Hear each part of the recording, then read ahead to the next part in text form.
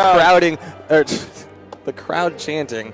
They are cheering for LDZ because this is his home turf, and Maltimum is the away player. Yeah, Maltimum is the foreign interloper invading our territory, trying to steal this territory from us. This is North America's region. There is a reason LDZ is #1 coming into this, but there's also a reason that Maltimum is #2, and I think this could go either way. LDZ might not have the option for the edge guards, because Maltimum, he just doesn't go there.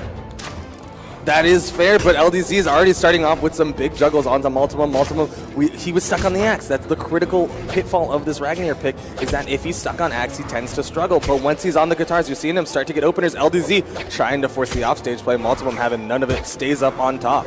You're seeing LDZ play like one jump height up, but the second he touches the ground, Maltimum has consistently hit him with like 4 side lights now every single time. He isn't necessarily going to have the side signature as easy here, as LDZ is going to play a little bit more aerial. I'm sure he's seen the side sigs. He has to be careful on his landing because Maltimum has that timing dialed in. But LDZ does find some safety. Another side sig comes out from Maltimum, and that has been his critical kill move. He uses that side sig so effectively. It's hard to avoid it because at the end of the day, you do have to come back down to ground, and that side sig basically covers all of the horizontal play space. You talked about him possibly getting stuck on axe and that being an issue. I think there are enough weapon spawns. The speed that they're playing right now, there are enough weapon spawns. He can even throw his weapon away sometimes, and he can still get back to the guitars in quick enough fashion. Maltimum uses the weapon toss to save him. LDZ will not be taking him down with that bow play. He does catch him with the down sig, but that will be some solid damage put out from Maltimum onto LDZ. That's top tier weapon toss play coming out from Maltimum there to halt the aggression from LDZ on the wall. He knew LDZ was going to come and try and edge guard him. By throwing that out, he was able to get back. He didn't tunnel vision. He didn't try and panic. That was such a smart move. But once again, he's stuck on the axe.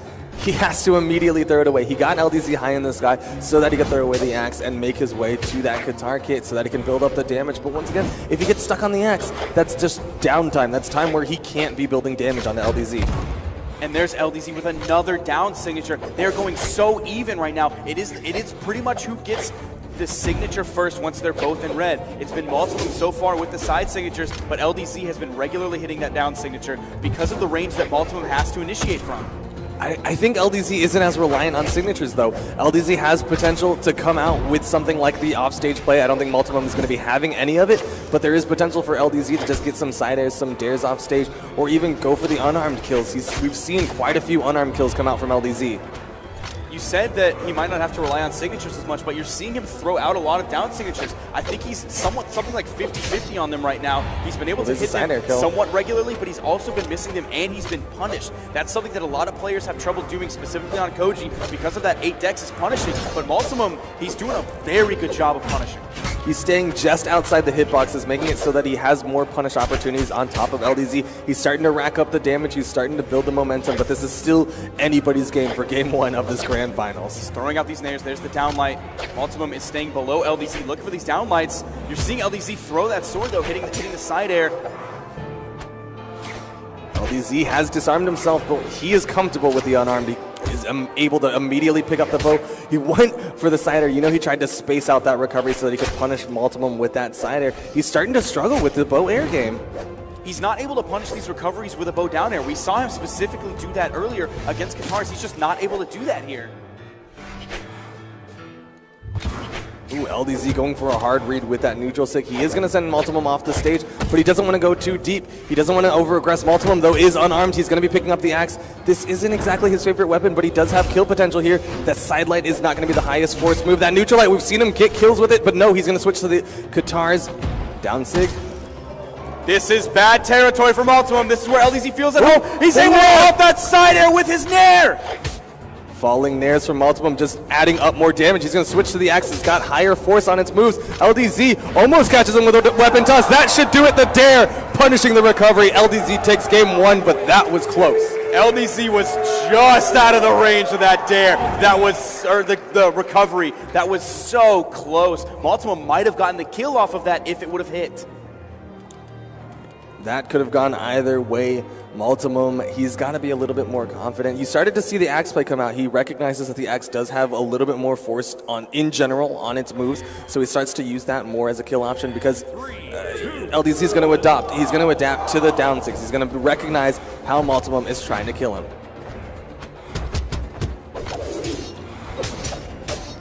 Big string. This is the explosive sword from LDZ coming in with that neutral sig. Now the dare.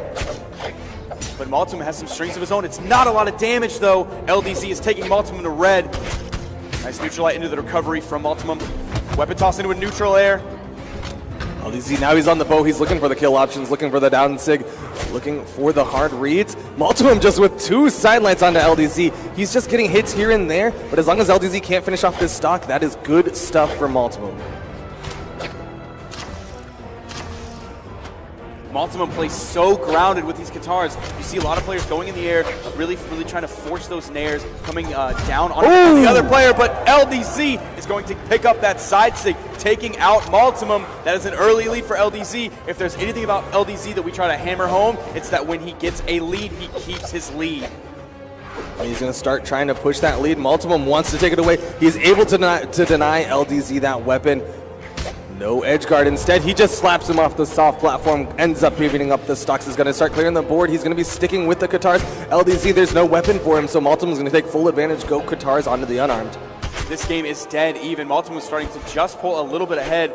This unarmed into guitar is not working for LDZ when unarmed has worked for him so far in this tournament quite frequently. Seems like Maltimum has just started to adjust. He's recognizing how LDZ likes to play. LDZ, he's not been effective with his bow. Maltimum catches him with the side sig. He's taken so little damage. Really, part of me wished he went off stage for that side air. I know it's not in his character, but it would have been a nice aggressive play. He doesn't need it though, as he gets that downlight into the recovery. He is up almost a full stock over LDZ. He is looking so strong right now. But you saw how quickly LDZ came out of the gate with his sword. He has this sword again. Down sig! Explosive sword! The gravity cancel down sig! Almost killing! I wish that would have killed just because that was so cool! That was a very hard read from LDZ, but it works out in his favor. Does send Maltimum into the sky. Wasn't quite enough damage on him to finish off this stock, but LDZ, you're starting to see that he is reading Maltimum. He's recognizing how Maltimum likes to move around the map, so he's hitting those signatures that you don't generally see hit. There's another side signature. Side air? Maltimum threw out that side air, taking him out, but you're seeing Maltimum throw out these down signatures. None of them are coming close to connecting. He is going to be on the axe now. There is a weapon spawn. He's got to knock LDZ away, give himself some breathing room so that he can pick it up. Otherwise, he is going to take damage. The neutral sig just a little bit outside of LDZ's feet. Neutral light throws the axe away. There's the guitars. Side stick thrown out. LDZ stays underneath it. He's going to use that soft platform as a little bit of protection, but the second he comes up, Maltimum gets a neutral light into the recovery. Not quite enough to kill. A neutral air. LDZ's got a whole lot of damage on him. The board is cleared. Maltimum still has weapon advantage and the guitars. Oh, you just saw him go for the chain dodge, then he ended it with a back dodge. That stuff you see out of Boomy, you haven't been seeing that out of Maltimum too much. Side air! Just over the corner. He didn't have to go down onto the edge. Maltimum tying it up. 1-1, moving on to game 3. Silence, the home court player, the guy who a lot of people thought was just going to dominate this match, has just lost a game. The tension is at a fever pitch right now. Everybody is anxiously awaiting what is about to happen. Nobody knows one way or the other. I don't know, you don't know, everybody at home doesn't know. I don't think Maltimum or LDZ knows. They are going so even right now, but they have little bits of explosion. You saw it from Maltimum on that last stock. You saw it in the very beginning from LDZ. And this is going to be game 3. Maltimum's going to have a huge confidence boost if he can take this game. If he can get it, it'll very much lead towards that reset, which is what he is trying to fight for here. He's going to be playing with the axe. There are no weapons on the field for him. He gets a neutral light, but once again, his axe, it's a little bit lackluster compared to his guitars. Guitars are really his weapon of choice. It's where he shines the brightest. And honestly, LDZ's bow has been looking a little bit lackluster as well. It's really been his sword play that has kept him alive. He did get the dare to shut down Maltimum's axe recovery, but other than that, there hasn't been necessarily a lot of bow play from LDZ like we're used to. Maltimum went off stage there for a little bit. I was half expecting LDZ to go for the hard punish, go for the stairs and dares that he's made his home turf, but he disengaged. He kind of messed up the edge guard, and instead he's backing off. He kind of recognizes that he wants to play the sword as well. The sword is where he's had more success against Maltimum with these guitars. He is sticking with this bow, though. There is a weapon on the field. That side signature from Maltimum. Throws the guitars away. He's still off stage. Wants the ground pound. Oh, he went for that ground pound, even though Maltimum wasn't anywhere near. He gets the punishment with the recovery, looking for the neutral light that he's killed with in the past. Maltimum speed dodges down, goes for the downline, and then immediately stops, wants to see how LDZ is going to be moving around the map. Goes up for another neutral light. We've seen him get kills with that neutral light, but LDZ needs a little bit more damage on him before that is going to be a kill option. But the downlight side air will take down Maltimum, and LDZ has the lead. But we've seen what happens. Maltimum is able to even it up.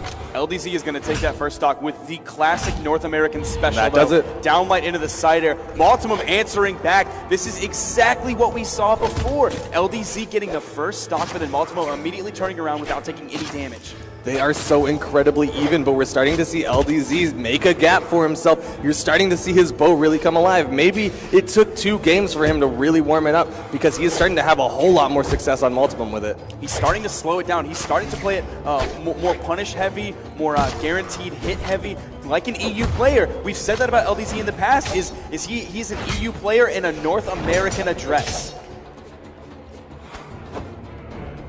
On the other side, Maltimum is an EU player from an EU address. He has the axe though, and there, once again, he's got to mix it up. He's got to change to the guitars. He's built up a whole lot of damage on himself. Actually, LDZ built the damage up on him for him, but the down sig will finish him off. Maltimum needed to extend that stock a lot longer. And that's 2 different ways that LDZ has killed now. He killed with the downlight side air on the sword. Now he's killed with his signature on the bow. That's him being able to take out Maltimum in multiple ways. Meanwhile, Maltimum he's had to rely on those recoveries. He's had to rely on signatures as well. He's gotten a couple offstage kills with those side airs. No, Maltimum! That would be a death for Maltimum, and that is going to be 2-1. LDZ shakes his head for him because he knows that heartbreak. LDZ has overcommitted off the stage multiple times as well.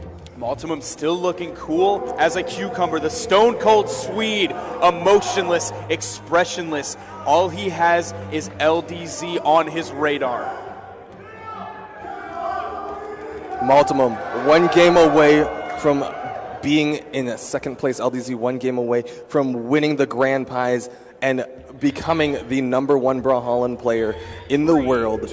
Can LDZ do it, or will Maltimum get this? We've seen LDZ throw the first best of 5 set multiple times. Past history dictates that LDZ has a serious chance of losing this best of 5, coming back and winning the second one. But Maltimum, it's not going to make it easy for Maltimum to win this. He is behind 2-1 right now. In this game 4, Maltimum is fighting for his tournament life, his grand prize life, his BCX life. It really does all come down to this. This is going to be the deciding game here. If LDZ can win it, it's all over for everyone except for himself, I guess. Everybody's in the red though. Maltimum is going to start looking for the signatures. He's going in with these dares, trying to just build up more damage onto LDZ. We're seeing him go off stage. He's getting a lot more aggressive. The clash. Oh, I knew that side sig was coming. So did LDZ though. You saw him immediately jump. He's trying to stay less grounded. He's only staying grounded so he can reset his jumps. He's worried about that Maltimum side sig. He landed just long enough to hit that. Now he's staying grounded to strip the board. Maltimum has the timing down, but so does LDZ. Oh, but Maltimum has the neutral sig. LDZ was expecting Maltimum to try to punish on the ground, and Maltimum just gets right underneath him, waits out the spot dodge, and catches him with that neutral sig to even up the stocks. But LDZ has come back so hard every single time that Maltimum has evened up. We're kind of seeing shades of egg soup here with this Maltimum. He'll end up taking the first death, but immediately in the snap of a finger without taking any damage, he will then get the turnaround kill on LDZ. We also used to see that a lot from Daiku as well.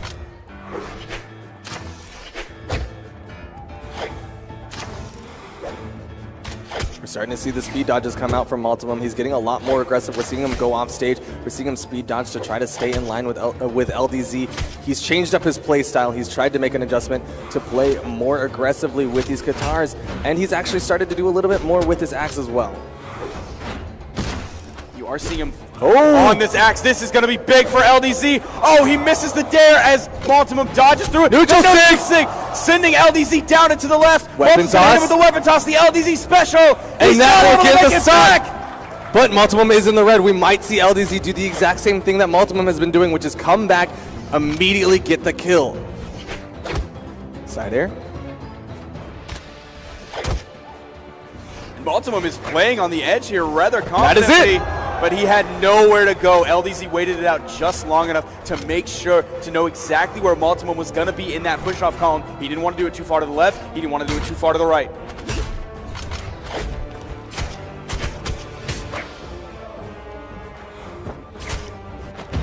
And there's LDZ. He did an on-stage ground pound like that before, and Maltimum has that timing down. He can't just be letting Maltimum get those free punishes like that. Those on-stage ground pounds haven't worked for him. I think it was 3 times now. We've seen Maltimum make a huge adjustment with his guitar play, though. He's gone for a lot more downlights, going for the anti-airs on top of LDZ. He recognizes that LDZ is playing a little bit floaty, staying just above Maltimum with that side signature. But Maltimum, he doesn't need the side signature. He just needs to build up more damage onto LDZ so that a recovery could potentially kill. That's not going to be the one that does it. But there is still potential here as LDZ is still in the sky. Is he going to go for the recovery? Is he going to go for the side signature? Is he going to go for the side air? LDZ putting some serious damage out. Maltimum starting to creep over into the orange. Falling airs, more damage being built up from Maltimum at this point. He's got to be thinking about just any old move might kill. A side air from the soft platform could be enough, but he's got to be careful because LDZ just got the gravity cancel side stick. Does Maltimum have the jumps? He's got the recovery. LDZ has done it. LDZ is the grand finalist winner. He has taken down Maltimum. He is going to be solidifying his history. He has not lost a 1v1. LDZ, you always see him going for those side airs over the edge, bouncing them off the side wall, and then following up with a dare if they're not already dead. By him going back to the platform, he knew that Maltimum was coming with that recovery. He's been doing it consistently all day, all tournament, all weekend, by going back to the platform, then turning around, hitting that side air. LDZ playing the mind game of a lifetime. That is why he beat Maltimum 3-1. That is why he is first seed going into this tournament. That is why he is the 1v1 world champion for Brawlhalla. North America prevails. From becoming the champion once again, going to be the 2-time champion of BCX.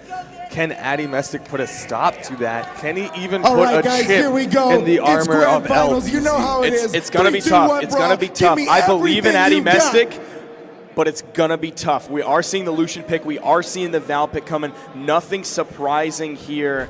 And it's interesting because LDZ is playing standard base stance Lucian. A lot of Lucian players will put into that into the string stance because dude, three strength is hard to kill with, but LDZ manages to do it. He makes that 3 strength Lucian work so incredibly well. He does have the guitars, likely will be wanting to swap on over to those blasters as he has had so much success with those blasters this weekend. But still able to avoid the damage from Addymestic, not taking too much from the gauntlets from Addy. There's the Blaster's pickup. Relatively slow start to the match. LDZ's took in a little bit more damage than Addy so far, but he was late to get a weapon first. Nice neutral light coming out of those guns. The pivot neutral air doesn't actually hit.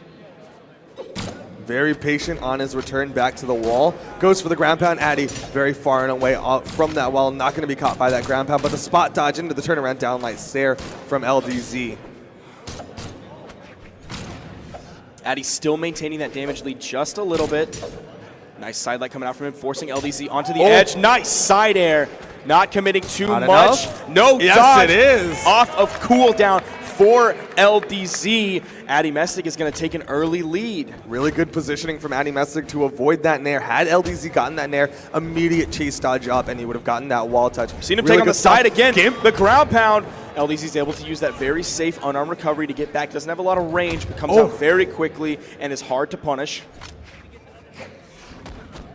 But again, he has LDZ off stage. Ground pound coming out. Goes for his second one, but LDZ is around it. He's got to be so careful because of those weapon tosses. Goes for the dare just barely. Addy gets missed by it as he dips off the wall. The side signature is going to kill even with that low force, but Addy's maintaining this orange area lead. He's fresh on his stock and has LDZ in the orange. He just needs to keep this lead going. There's the weapon spawn. LDZ trying to deny him from the pickup, but instead Addy gets around, picks up that sword, but LDZ's underneath with a down light into the recoveries and the nair at the end of it.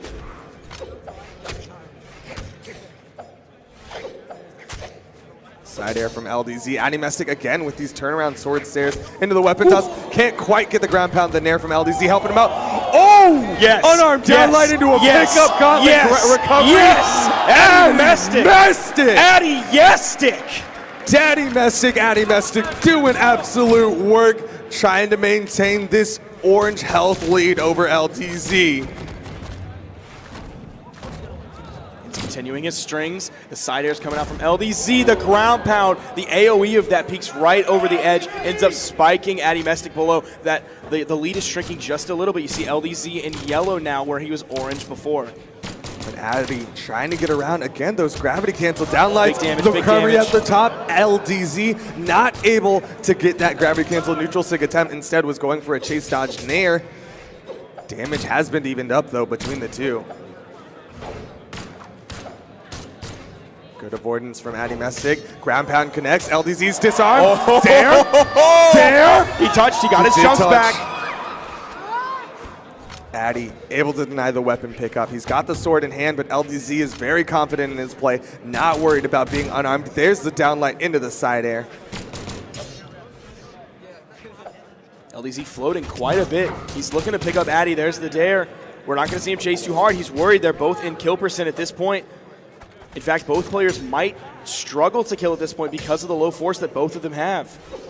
Addymestic slightly more force on his moves, but LDZ not overly concerned. He's got a big signature kit that side stick. Oh! LDZ, I guess, was looking for a read there. You see him shaking his head. He knew that side signature was a mistake. That was a very hard read going on to Addymestic. Great punish, though, coming from Addy, utilizing that side signature for the distance that it covers, throwing it out very quickly. Great reaction time from Addy. And that was the first game LDZ has lost in ones this entire weekend, and it's to Addymestic, and it's game 1 of Grand Finals.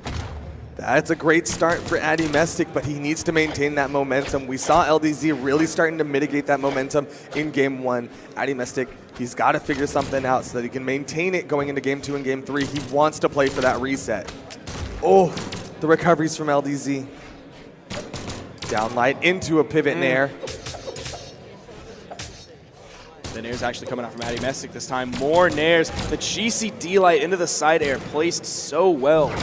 Oh, he goes for the side sig, trying to push it into the wall so he can go back up, but LDZ's already ready for it and punishes with the side air. So much damage is already on Addymestic.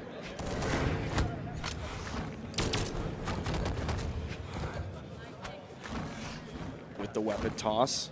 He's disarmed for a second, but he has the Katars. That means we could see some signatures coming out. The neutral.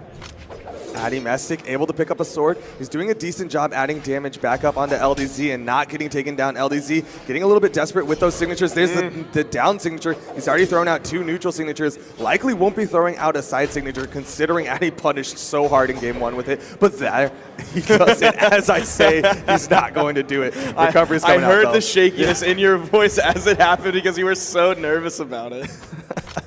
LDZ does manage to get the first stock off of Addy, though. Sidelight here. The auditorium has fallen into a complete silence right now. Everybody's nervous on either side. Some claps for Addymestic as he manages to even up the stocks.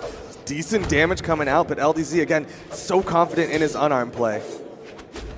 Weapon denial from Addy, ends up picking up the nair, but he doesn't pick up the weapon. Okay, he ends up getting the weapon. I really wish he would have gone immediately for that weapon. Try to steal it out. Yeah, there was another spawn on the field, so it wasn't the worst thing in the world by any means. And of course, I'm not really going to tell Addymestic how to play. Like, he's definitely proven himself so far. So I'm going to give him a break and not bust his balls today. Good movement from Addymestic, punishing that signature with that side sig. LDZ going very high in the sky, but not enough damage for those recoveries to be a finisher just yet. Gonna deny the weapon again, over to the sword.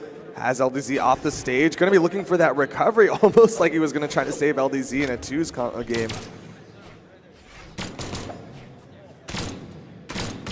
Ooh, back-to-back side airs into the neutral light, into the nair.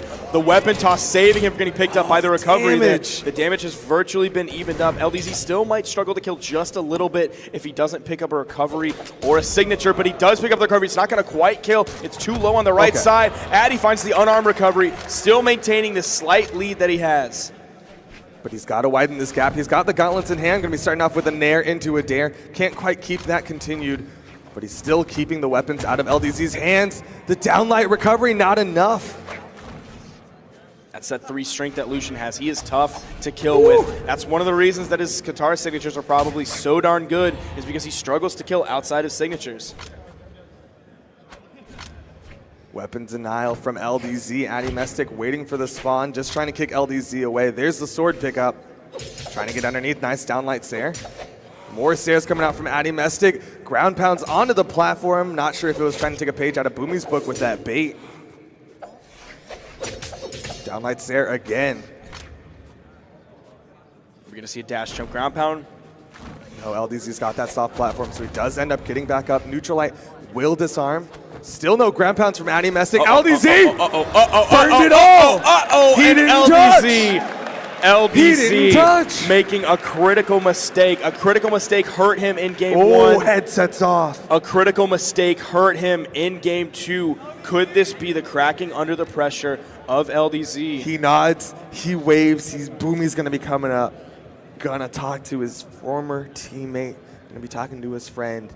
Yo, what do I do against Addymestic? I mean, Boomy doesn't know. Boomy almost had Addy though. Boomy had a lot of glimpses of it. Yeah, but I mean, Boomy got 3 Boomy's like, against... yo, don't do what I did. remember everything I did? Do the opposite. Don't do that. Serious heart-to-heart talk going on right now. Boomy's like, yo, Addy's really good. I probably should follow him on Twitter, man. Mini coming up. Addy, you keep doing you. Mini dipping. I ain't gonna tell you what to do. I feel like I'm gonna mess you up. That's 2 games in a row, man. If Addy came in and 3-0'd LDZ for the bracket reset, that would be very scary. But we have seen things like this specifically against LDZ in the past, where he loses the first set and then comes back and completely destroys the second set once you flip that switch. That being said, I don't think this could be one of those cases because LDZ looks shook right now. He does look legitimately shook. One of the few times ever that LDZ has looked shaken in any degree.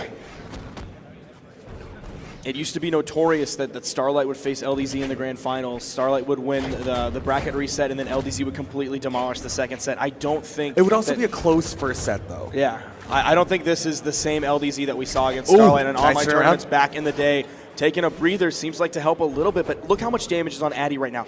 Next to nothing. It was a Sair and a weapon toss from the Qatars. Really not a lot of damage. We're seeing him swap on over to the blasters for that damage build, but Addymestic already has so much on top of LDZ. Trying to get underneath him, trying to finish off this stock early so we can start working on that second one. Neutral light comes out from Addy, weapon toss over to the sword.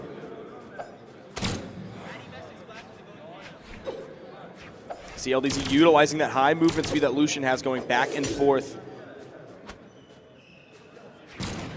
Very patient from Addy. It's going to be the recovery, unarmed on top of LDZ, but he's got to maintain this orange health lead. That has been very characteristic of Addymestic, is he has to win, or he has to get the first stock and then maintain that orange health lead.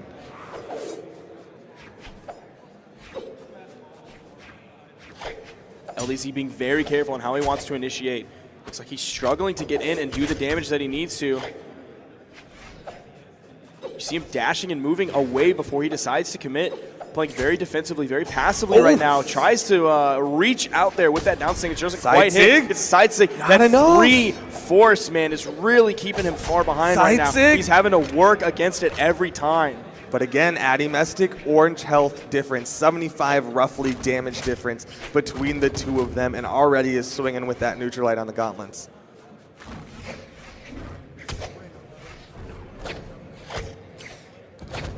We now have 2 very low range, very tech chase heavy weapons against one another. The side signature just flipping him out of the air, the absolute bottom of that hitbox. You see LDZ recovering very high.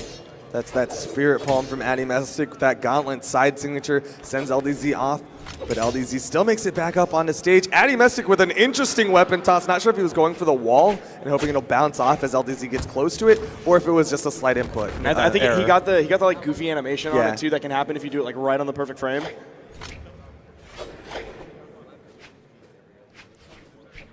You could literally hear a pin drop in here. It is so incredibly it's so tense quiet. right now. It's so tense right now. LDZ is getting some decent damage onto Addymestic, but again, Addymestic hits the weapon toss. Addy holding onto that lead. He's in orange when LDZ is fresh. One stock away from the reset from Addymestic. LDZ hadn't lost a game until this set, and he's already lost 2 and is about to lose the 3rd one if Addymestic can get this kill. Nice weapon toss for the gap closer. Picks up the sword this time. Just trying to deny LDZ from any weapon.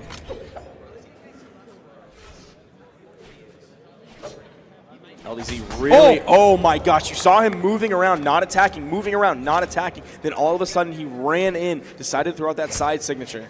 Addy was not expecting it. He stood completely still, really thought LDZ was just continuing that dash dancing, but ended up getting caught, and that's the power of the dash dance. It's still that 75 damage lead. That has been Addy's calling card against LDZ. Downlight into Dare, hits the neutral light. Off stage play. Oh my God! We got a reset. That's the bracket reset. Addy, take a sip. He knows he's far from out of the about woods. To do a backflip. He is through the moon. Addymestic, everybody. You see how calm Addymestic is right now. He knows the worst is yet to come. Based on past history, things like this unawaken the monster that is inside LDZ. He does look more shook than normal. We see Boomy coming on stage. Back. It's coaching time. Coming to comfort his boy. Keep in mind, Brawlhalla does allow mid-set coaching. Effie. And Effie. Helping out Addy. Coming to provide support. Maybe he's not providing help. Versus NA. We're seeing some fan... Oh, and Photo. Just having fun with the camera. All right, man. All right, man. He's having a blast. This is the time of his life right now. Let him do what he wants. But Boomy and Effie both came up to give some just some support, some hope. They both understand, everybody understands that NA Dream and EU Dreams rest on both of these players. Marshall said this was EU's LAN. He says that every LAN, but that's true. I think he believed it a little bit more this time, and it's looking like that could be the case here. Addy warming up those hands.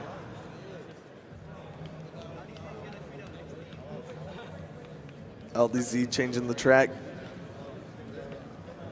Both of them thinking incredibly hard. This is it. On the character select screen, Val is already locked in. All right, everybody. Lucian hovered. By a show of applause, hovered on Lucian right now. It's locked in. We're seeing the stage bandit coming through. There's Thunder, Blackguard, and we're going to Mammoth.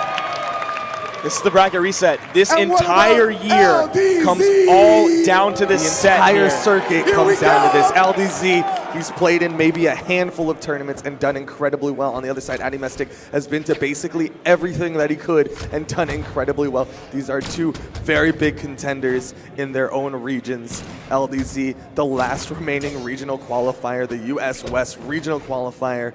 Addymestic just holding it down for all of EU. Let's just say that Reason made a mistake dropping their Brawlhalla team because they had some big boys with some big placing this tournament. Addymestic not quite in the lead that he wants, not quite that 75 damage, but he's already getting the side light onto LDZ, looking for that unarmed heavy, but LDZ far and away from it. LDZ looking a little bit better in game 1 of the reset. Yeah, it's definitely more even. We aren't seeing that 75 to 80 damage lead. He's hitting those signatures again that he was hitting earlier. We saw him take a breather. Ooh, clash out on both sides, both of them incredibly even. They know how much this first stock will set the pace, and LDZ gets it with the down signature. Addy being very careful, putting a lot of space between him and LDZ, being very careful. Even when he was next to the weapon toss, you saw how close LDZ was. He was putting a lot of respect on that, on the high movement speed and the dash utilization that LDZ has. We see the immediate turnaround. And Addymestic going to be going back to his original gameplay and just try to deny weapons. LDZ still able to pick that one up, but he did take a nair and a dare for his troubles. Not quite the lead that Addy wants, though.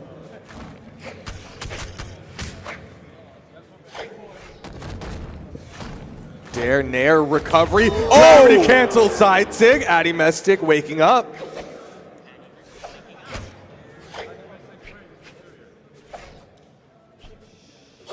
Somebody just shushed in the audience for real. Like, I'm not even mad. I don't blame like, them at all. I wouldn't be talking. So tense. I wouldn't It's like a golf game. You don't want to shake them. I would not be talking right now unless that's literally my job here. Like, if I could get away with that, I just wouldn't. Oh my goodness, both of them so close to death. Recovery's not going to do it.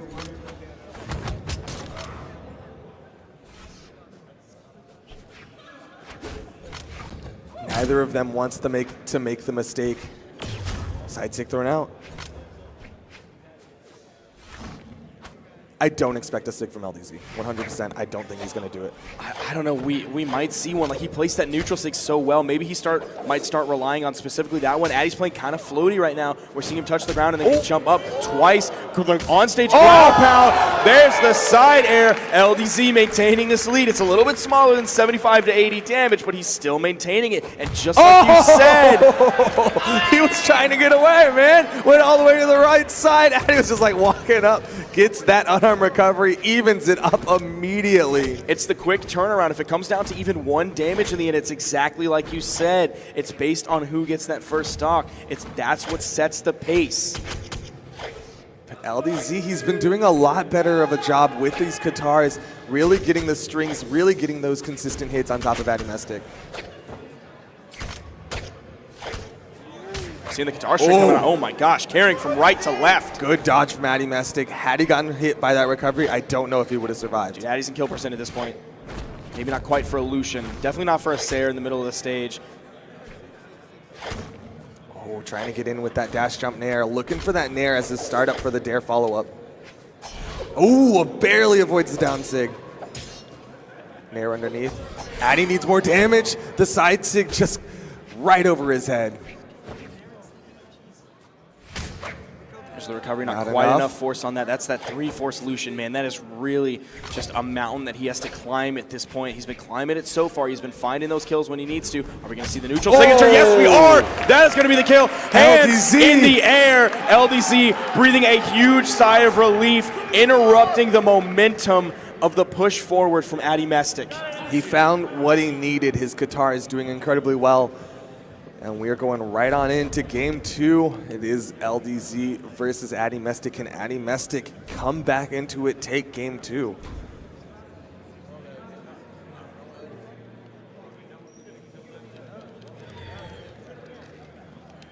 And we are on Twilight Grove.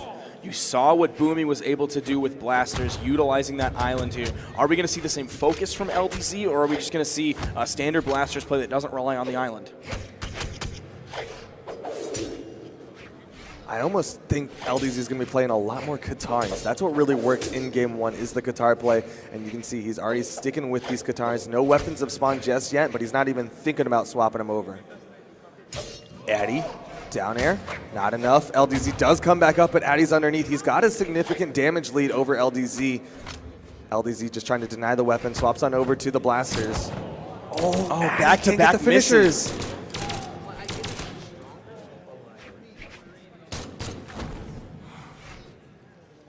Addy's, dude, he's being so careful on how he chooses to follow up his strings. He doesn't want to get dodged and then punished. The high recovery, taking out Addy's stock when he was in orange. Turnaround from LDZ. We saw the same thing on Boomy. Does the exact same thing, goes to the top, baits out the recovery, and turnaround recovery from himself. Are we going to see the camp over here? Addy going low. LDZ, again, being very careful. He knows that he's red at this point. He could have taken a couple dares there, and that would have ended his stock. He needs to hold the lead. D-Light into the side air, sending LDZ off screen. Weapon toss, Addy not wanting to overcommit. He hits the side air, LDZ still hit plenty. That's going to be the stock. That should do it. Yep. Not able to make it back. Addymestic, though, did take a little bit of damage. There's the weapon spawn. He's going to do his best to deny. No, instead tries to bait it. Couldn't quite keep LDZ from the pickup.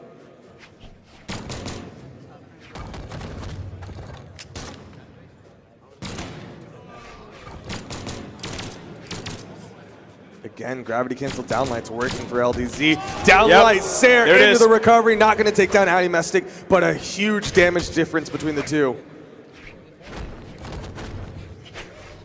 And the weight. Oh, Addy, I love back that. off. Addy, I love that. The back I love off. your counter play Addy! so Not much. enough. He gets the second one. Not enough! Where's the follow-up? Where's the LDZ follow-up? He turns it around. He turned it around. Addy hit so many grab pounds. He was so close, but LDZ got the wall touch, and then he turns around, hits the Sair, and Addymestic was so close to getting that gimp.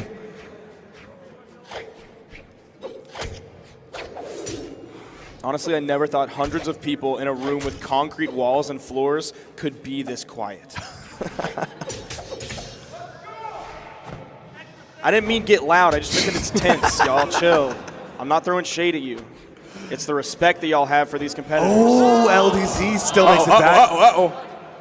You see Addy waiting. Addy going left and right, choosing, okay, where do I commit? I'm going to wait until the last minute to commit so I can dial this in and hit it correctly. I don't want to overcommit at this point.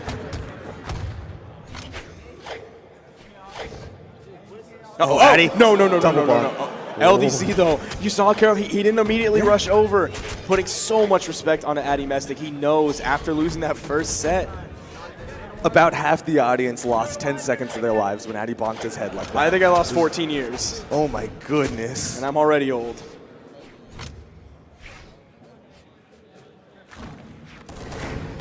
Addy being very patient.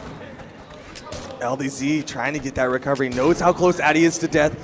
Addy doing a really good job playing around that recovery, but he's got to be careful. He's got his back to that island. Neutral stick connects. LDZ 1 game away. He is feeling it. He's clenching Saying his thank fist. you to Boomy. Effie on the way up, coming in with the run-in. And it's usually, Effie's usually the one. Like, he's usually the EU representative that comes up, He's the gives EU coaching. coach. I mean, I wish we had that kinship in North America. It's We don't care about each other. Here was just, it's because we're all selfish. We're all capitalists. We all want to win. If somebody else gets that money, that means I can't give you my tech. That means you don't get that money. What if that was like the requirement for Boomy to come on stage? It's like, you got to give me 50% of your split. Like, The I need that LDZ money. and Boomy signed a contract. That mid-set coaching, man, you got to pay for that. I charge by the minute, yo. LDZ 1 game away from going home. BCX's 2017 champion, going to be the 2-time Brawlhalla world champion. Addymestic. The 2-time. Trying to stop. Back-to-back. 2016, Don't. 2017. I try not Hey, you to, said man. it. You said the I try 2-time. not You to. gave it to me. You I said the know. 2-time. That's on you. I heard it. That's on you, Dr. man. LDZ, man. Addymestic immediately going for that gimp, went for the Nair ground pound. Nice spot dodge into the neutralite, trying to chase after LDZ. Nair into Dare. Another Dare attempt, but LDZ avoids it. And Nair. again, this is the situation that we've seen in the past with him. LDZ losing the first set and then coming back huge in the second set. We could see a 3-0. Oh, that soft platform. Shout outs to the platform. That soft platform, dude. He is going to go to Twilight Grove with a chainsaw and cut that branch down.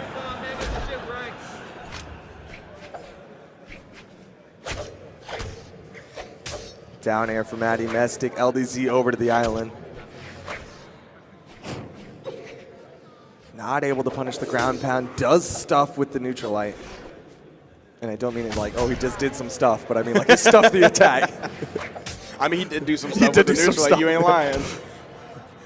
That's making sure Twitch chat doesn't get on you for saying something wrong, dude. Down airs. LDZ does get back to the wall. That's it. That's the stock. Yeah. And the LDZ, the L stands for lead.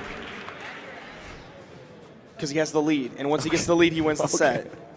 I wasn't sure if that was like a wordplay or if that was like it was facts. not. It was ambiguous. Oh no, I know what the L stands for. I can't say it though. He ain't about to take this L though. From the looks of it, side air from Addymestic sends LDZ off. Oh, Not he able to waited touch. just a little bit too long trying to get out of the way to Addymestic.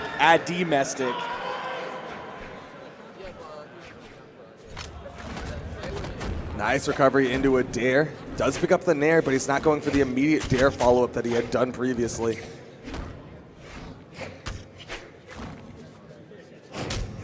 Ground pound connects for LDZ. They are just trading damage back and forth. Addy has yet to get that consistent lead over LDZ that he had in the grand finals before the reset. He hasn't found it with his sword. He hasn't really found it with his gauntlets yet either. Oof.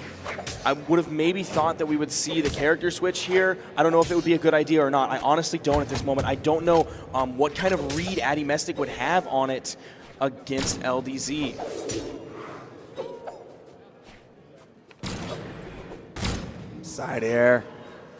Addy is in a dangerous spot. A true Another Lucian side player. air. Is he going to kill with these side airs like a true Lucian player? Addymestic gets around him, hits a side air, goes for the unarmed side air. Gauntlets into the wave. sideline. Oh, the pickup from LDZ! Again! If he's got gauntlets, don't even try to recovery on him because he's just going to get around and hit that that blaster's recovery. Addy is on tournament stock right now against LDZ, the weapon toss. He doesn't find the dare there that would have killed. LDZ unafraid to go in unarmed against Addymestic right now. The monster has been awoken. Side air connects. Addy not able to hit the weapon toss. Gets the unarmed side air, but he has a large amount of damage to make up. There is about 80 to 90, maybe as much as 100 damage separating LDZ from winning all of BCX 1v1. Nice interrupt.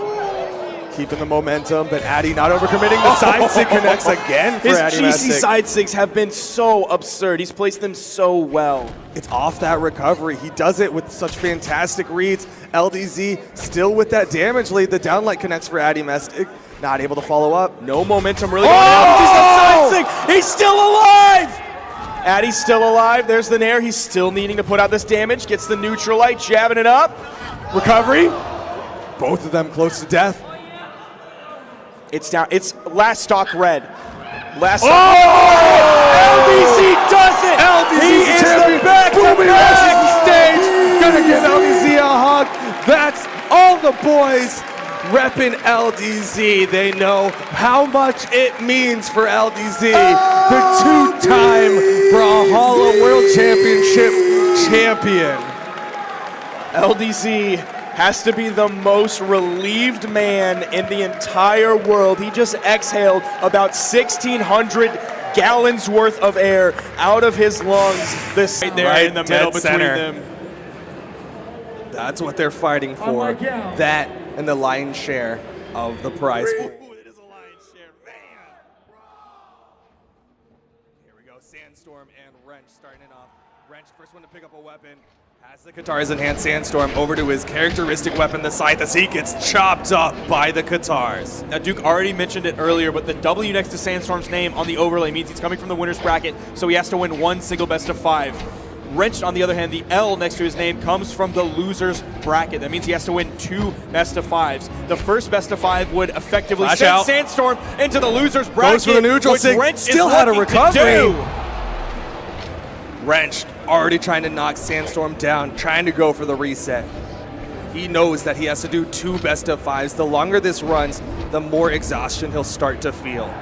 Yeah, Sandstorm's been on break for a while now. Sometimes that's good because you get to eat, you get to rest, you get to think about what's ahead of you. Sometimes that's bad though because you don't have the momentum cool on your down. side. Exactly, it's a cool down. You have to worry about getting your fingers, your muscles going in. You might struggle early on with mechanical execution of the more difficult things. I know Daiku struggles a lot with that. That's why he was wearing those shooter sleeves earlier. Even though he's not LeBron James, he gets wants very to keep cold those hands. arms warm. Sandstorm looking for the finisher. Wrench able to get back up to the wall. If he can find it Side. here, Yeah, can't hit the even hit. though it was a There's huge room opening for Wrench. Wrench. Great dodges. But yeah, you were saying, even though it was a great opener from Wrench, not too much damage put out onto Sandstorm. Could see this get evened up if Sandstorm gets this kill soon. What are we going to see from Wall him on the slip. edge? He's just going to wait. Wrench to the going wall. back to the wall, going back to the platform, back and forth. Long game. Side air. Will do it. Sandstorm able to even this one up.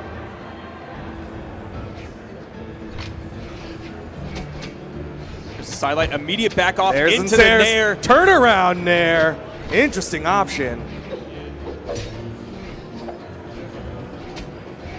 Neutral light trying to poke for that nair. See if Wrench wants to play floaty, Sandstorm has options. Jumps over the weapon toss, throws one of his own. No weapon spawn. Still no weapon spawn. Over to the right side. Wrench gonna try to cover. Punishes the pickup.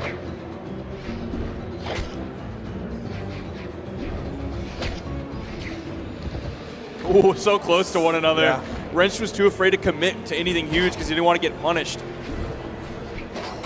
Spot dodge from Sandstorm. Looking to swap over to the scythe. Finally picks it up. There's the recovery. Another one finishes it off. Sandstorm on the edge guard. You said Wrench, the D stands for don't fight him on the edge, but Sandstorm has one of the best characters for fighting on the edge. Truly he does, absolutely. Scythe on the edge is amazing. Scythe recovery on the edge is an incredible tool. Scythe down air on the edge is an incredible tool as well. Then of course you have the Gauntlet kit, which we've seen Gauntlet players for years now play Gauntlets on the edge to an extreme level and take out every other weapon in the game.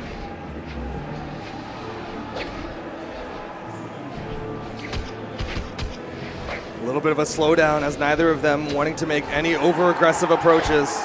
Wrench trying to go in with the fast fall in there. Sandstorm swaps over to the gauntlets. Couldn't quite get that down signature to connect though.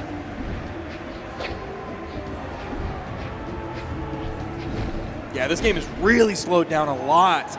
We're coming in at 3.5 minutes. Both players only really in yellow on their final stocks. Oh, good wake up dare. Goes for the neutral sig, wouldn't have killed. Sandstorm really likes throwing these ground pounds over the corner, and they have yet to connect. They're not the biggest risk in the world, but he does end up burning a jump for it. So if Wrench gets a solid punish, could see a kill. I love that he Dodge threw the weapon high Yeah. and then did the signature low to cover so many options there. As he tried to initiate on Wrench. Throws up. Not quite gonna kill yet. Couldn't deny the weapon. Down sig from Wrench. Sandstorm has side airs. Should be able to get out. Oh, the backside! The kick, the ground clash. Sandstorm got the touch, the turnaround, side air, and Sandstorm takes game one. Wow. That was close. Wow. That was close. What a I thought the turnaround clash there. killed him. Yep. That clash was so close to killing him. What happens with Clash and Force? Because of the way that some hits work, it's you each hit it, but it's some hits have like Yeah. different So he active didn't frames get, of it. yeah, he didn't get like the dump He didn't of get the force big, that might happen on the last one. Yeah, exactly.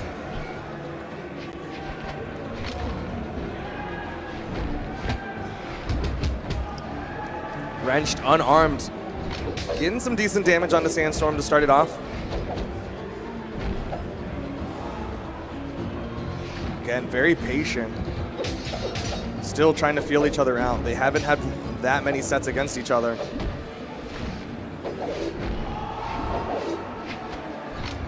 Back to the scythe. Wrench not able to connect with a neutral signature. Took Sandstorm to orange though. It's the D-Light Cider getting wrenched further and the further recovery in the connects. lead. Looking for another Sandstorm one. has him on the edge. Good job the waiting nair. at that recovery. That's why Wrench got Scythe touched. is so scary. Even though Wrench got the dodge through on Sandstorm, all Sandstorm had to do was turn around, throw out that nair, utilize that active input to turn Wrench around and send him back closer to that blast zone. Oh, but Wrenched. Yep, he's gonna get the kill. The downlight side air. Sandstorm did not have enough movement in the kit. Wrenched, very damaged though. Sandstorm right underneath him, likely looking for the downlight into the recovery.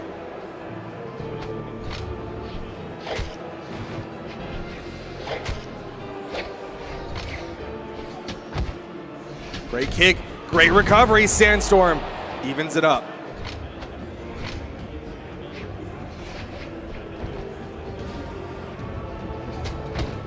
There's the nair. Tries to go for the recovery. Isn't going for the nair sair. I mean, the nair sair is very easy to get out of if you have the dodge. So Yeah. he's hoping Wrench will burn a dodge so he can go for it.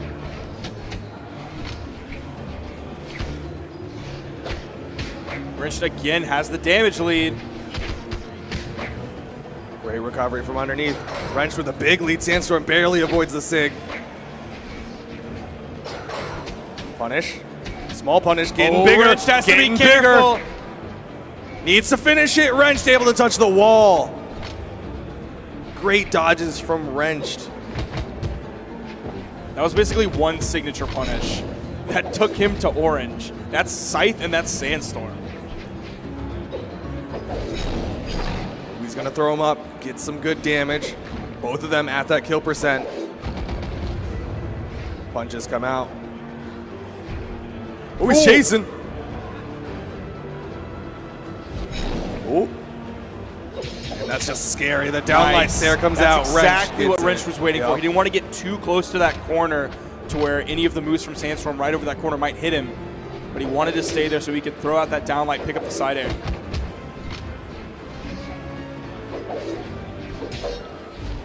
Oh, that's a kill. Active input on the down sig lets him throw it backwards. Keeping it even. This is going to be very close. One good signature punish from Sandstorm could see him putting Wrenched into the orange, though.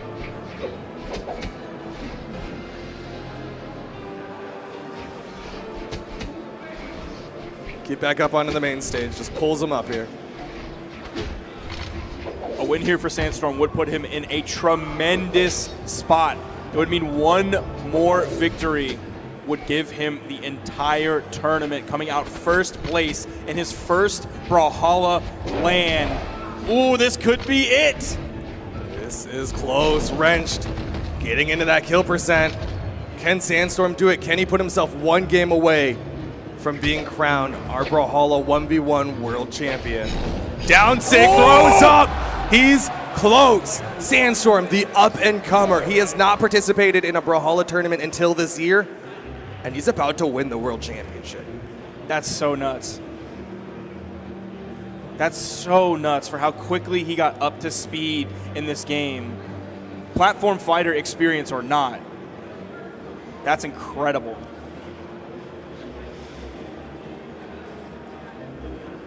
Wrenched, concentrating hard, replaying it all, thinking about his adjustments. Can he get Sandstorm to the offstage? Can he win against Sandstorm in the offstage? So far, I don't Sandstorm's think so. been looking really good in the offstage. So. You know what the C stands for, though.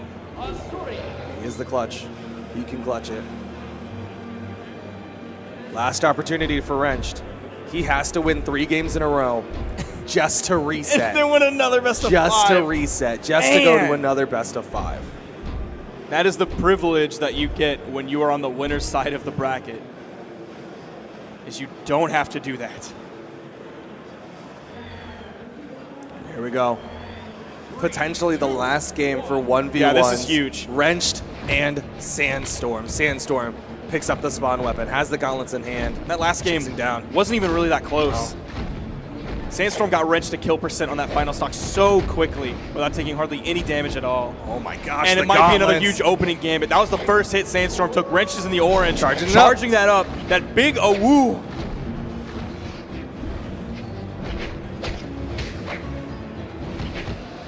Side air, covers high and low. Over to the Scythe now. Starting to look for the kill option onto Wrenched.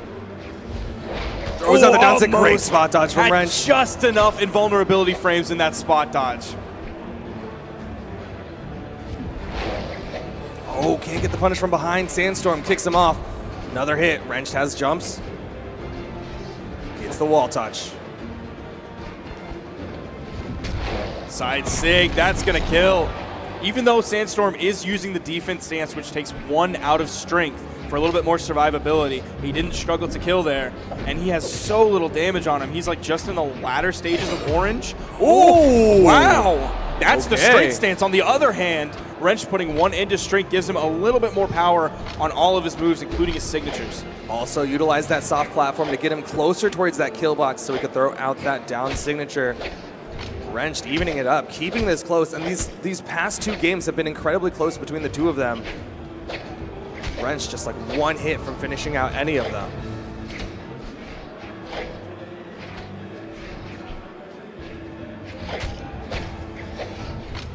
Wrench doing a great job putting out this damage. Almost has Sandstorm in the orange. He's taking 3 hits now, though. 4 hits, 5 hits. Good damage from Sandstorm, looking for the down sig read. Double downlight from Wrench, not working as Sandstorm goes low.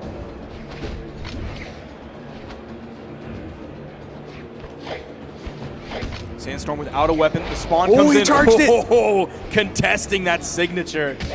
Wrench gets the Slapping side him. air. Wrench with the lead. Has the lead here about halfway through his second stock. Has some room to go. Strip that field so Sandstorm can't get... Oh, that was scary. But another great dodge from Wrench. He is doing so well at avoiding these edge guards with the final blow of these edge guards with these dodges. Oh, can't punish from below with the down sig.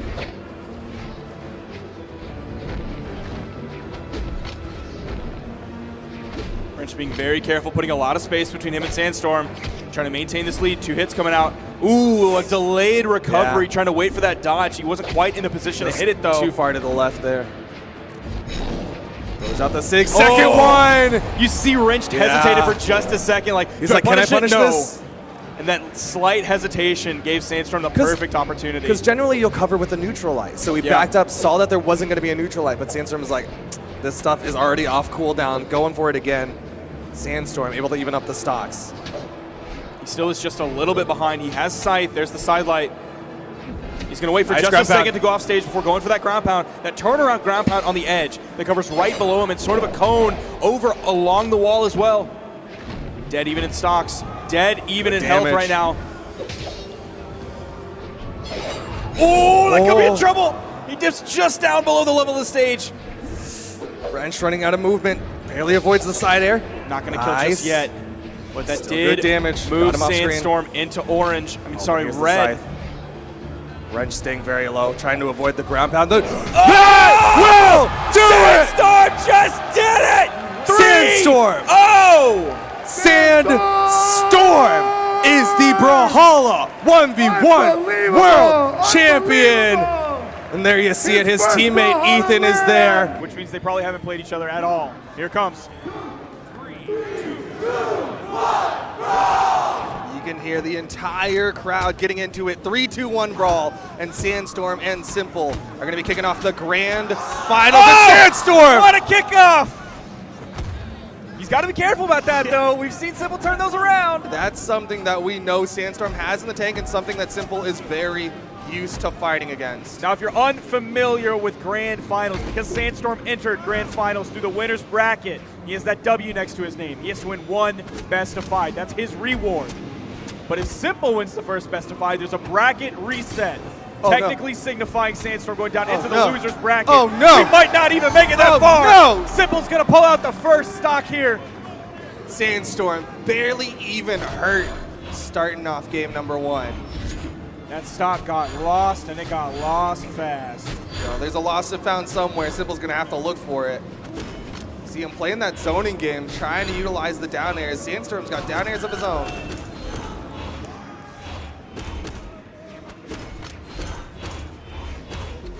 Nice turnaround attempt from Simple, but Sandstorm gets below.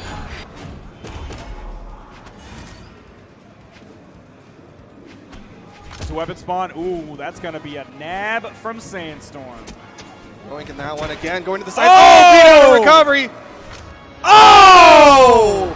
Didn't have the positioning, couldn't dodge up, and Sandstorm with 3 stocks to the 1 of Simple to start off Grand Finals. My explanation of how Grand Finals works might have been wholly unnecessary. Unless Simple fights his way, clawing and scratching back into this. No, see, your explanation of Grand Finals was for those people who look at the bottom and they go, what's that W and that L? What does that mean? Simple able to deny the 3 stock though. And now he's back to the hammer. It's been a little while in this game, and he has yet to really bring out the hammer. He was stuck on orb for the majority of it. Nice waiting before he hit that recovery. Ooh, that orb. Almost making contact with Simple. Uh-oh. The clash out. Those are always scary. Down area, ground pound, Sandstorm. Taking game number 1. That's where something like his game against Noel, and probably most of his previous games this entire tournament, he's not going to have to worry about that dash, jump, fast fall, ground pound. Yeah. Or the dash, jump, fast fall, down air. That immediate, quick edge guard, lightning fast. Sandstorm not afraid to challenge Simple's hammer off stage. Most of the time, you're told respect the hammer off stage. That reversal power of the recovery, so deadly. Sandstorm's like, I know that, and I'm going to take it apart and beat it. With those moves, though, man, that is just like raw reaction time. It's not telegraphed. You just have to have raw reaction time. Oh, my goodness. Sandstorm. He wants that gold. He wants to make Brawlhalla history and win in 1v1s and 2v2s on the World Championship stage.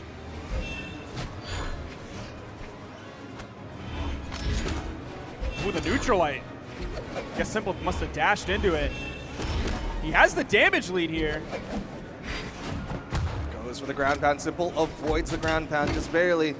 Like you said, he's got the damage lead, but no! Somehow recovers from yeah. it. I think halfway through that stomp, he realized, oh, he might have been knocked up enough for the side air, but he knew it was too late. But he was still poised to find the neutral air.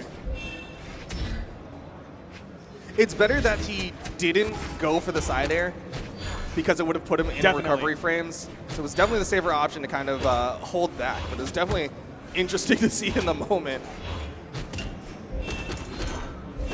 Sideline downlight, nice read with a gravity cancel. Sideline downlight nair into the recovery. Where was this orb earlier? He needed one game, man.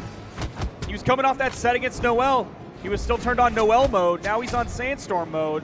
We'll see if he goes full sicko mode. No, Mo Bamba's his song. That's true. Nice weapon toss. Sandstorm still has the movement. Simple a little bit too late, and he can't touch. That is okay. Yeah. Damage was done. So much damage was done. It's unfortunate, but it's not the worst loss in the world for Simple. Still has the lead over Sandstorm. Won't take much to finish off this stock. Sidelight side air. He's cleaned it up. Man, full stock lead. I would not have put my money on that. No, Simple, he's earned his spot here in the grand finals. He's showing it up for EU. His adaptation this tournament has been stellar, playing against a bunch of different players, most of which he's not familiar with. Yeah. More than just reviewing VOD footage of them. We saw the set numbers between Simple and so many of these North Americans. Like one game or one set has been played between him and a lot of them. With so little direct first-hand experience, it's incredible. Really speaks to him as a player. Big down airs coming out from Simple. Good avoidance of the shotgun blast.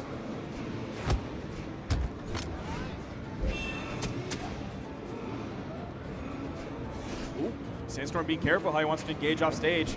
Not immediately going.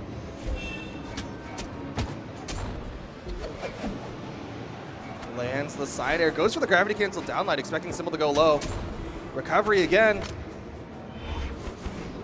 Where's the weapon spawn?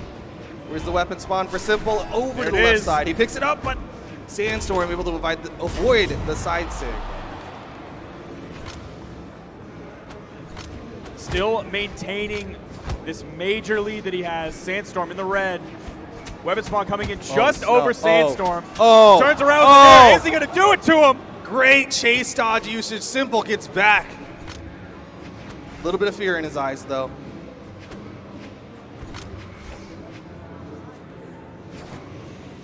Where's the weapon spawn? It's on the right side. Sandstorm's going to deny it.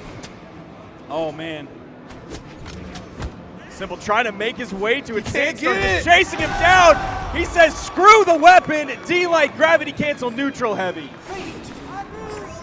Gets the KO. Simple takes one off of Sandstorm. Can he do it? Can he get the reset and then go into another best of 5?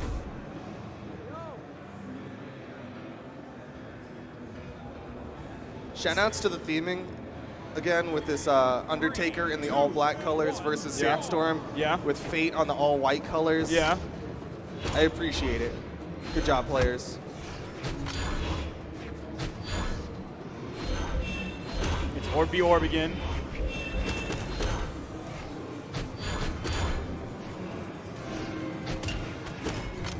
Both players jockeying back and forth, trying to find their starters. Sandstorm being a little bit more patient here, waiting for the opening onto Simple, utilizing those weapon tosses to open him up.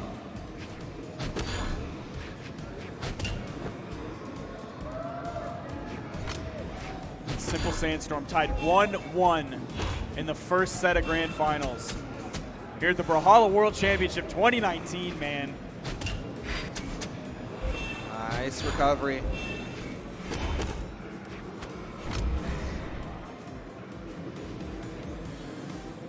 He's waiting. He's waiting. Ooh, Side air. Sandstorm was waiting too. Both of them extremely patient. Ooh! That was close. How'd he move through that? I don't know. He almost had the perfect read on him. Oh, the clash not quite working out in Simple's favor. The weapon toss just a little bit too late. Sidelight side air, Simple still surviving. That Undertaker defense still surviving. The second Simple threw that hammer away, I think Sandstorm knew that he was safe to go over and grab that weapon spawn. But he's back to the hammer. Oh. That's not even going to send him off screen. Side air will get the stock. Sandstorm still very much in the red. You saw Simple immediately go for that weapon. Wanted to grab it while he still had iframes. Nice nair, Sarah coming out from Sandstorm. Keeping him weapon starved is a fantastic plan for Sandstorm. We've seen Simple do some work with the unarmed knockouts. But can he build the damage unarmed? Right now, Sandstorm building up a whole lot of damage on a Simple second stock. We're basically seeing what happened last game, but the roles are reversed. Oh my gosh, the resets from Sandstorm. Oh no! Showing us peak Scythe gameplay. Getting a nice D-light off that weapon toss too, love that. He's showing why he is the current 1v1 world champion, the current 2v2 world champion. Simple hits the stomp side air, but he's still got 2 stocks to go. And he's sticking with the orb. Active decision to stick with the orb. Sidelight D-light was looking for the third hit.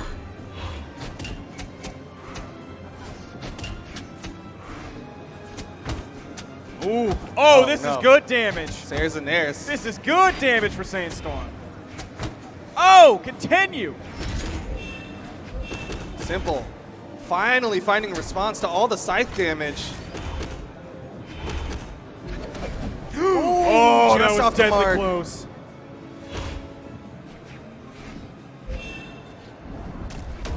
Oh, that's a punish right there. That's a punish. He goes for that sidelight neutral sig too. He's still living. Oh man, that was close. Yeah. But Simple's so hurt. Sidelight side air. And Sandstorm takes another one. Currently up 2-1. 1 game away from being re-crowned the world champion. But both of these have just been trading back and forth. Game goes to Sandstorm. Game goes to Simple. Game goes to Sandstorm. 3, 2, 1. By that pattern, the next one will go the way of Simple. We might see us a game 5 here.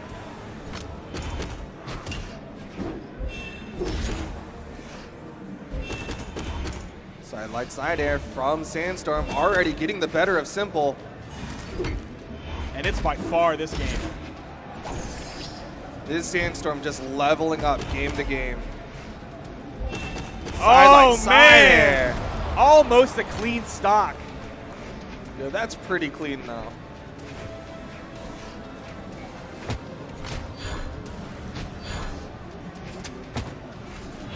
Seems like Sandstorm really starting to dissect Simple's gameplay, figuring out his hammer, forcing Simple to maybe focus a little bit more on orb. Now he's got the orb seemingly figured out.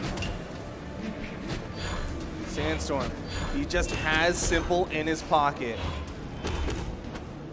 Simple fighting out. Switching over to hammer. Gonna be looking for the knockout move. Stomping a side air. Looks, he's throwing out a lot of these side signatures. Might be trying to condition Sandstorm a little bit.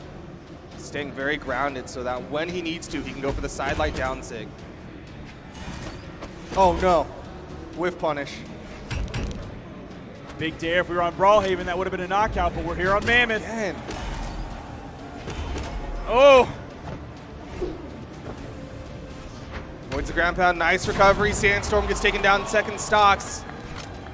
Simple's got to put in some work here. A lot of work. And do it very fast. Time to check that time card. Stomp. Falling side air. Misses. Stomp scoop. Can't get the nair. Oh, spot dodged it. Oh, that's the weapon toss. Sandstorm, one stock away.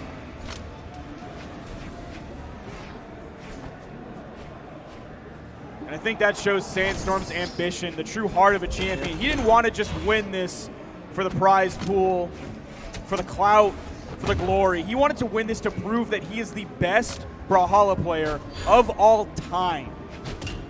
He's proving it right now. Massive ambitions coming out from Sandstorm. 3-1 here.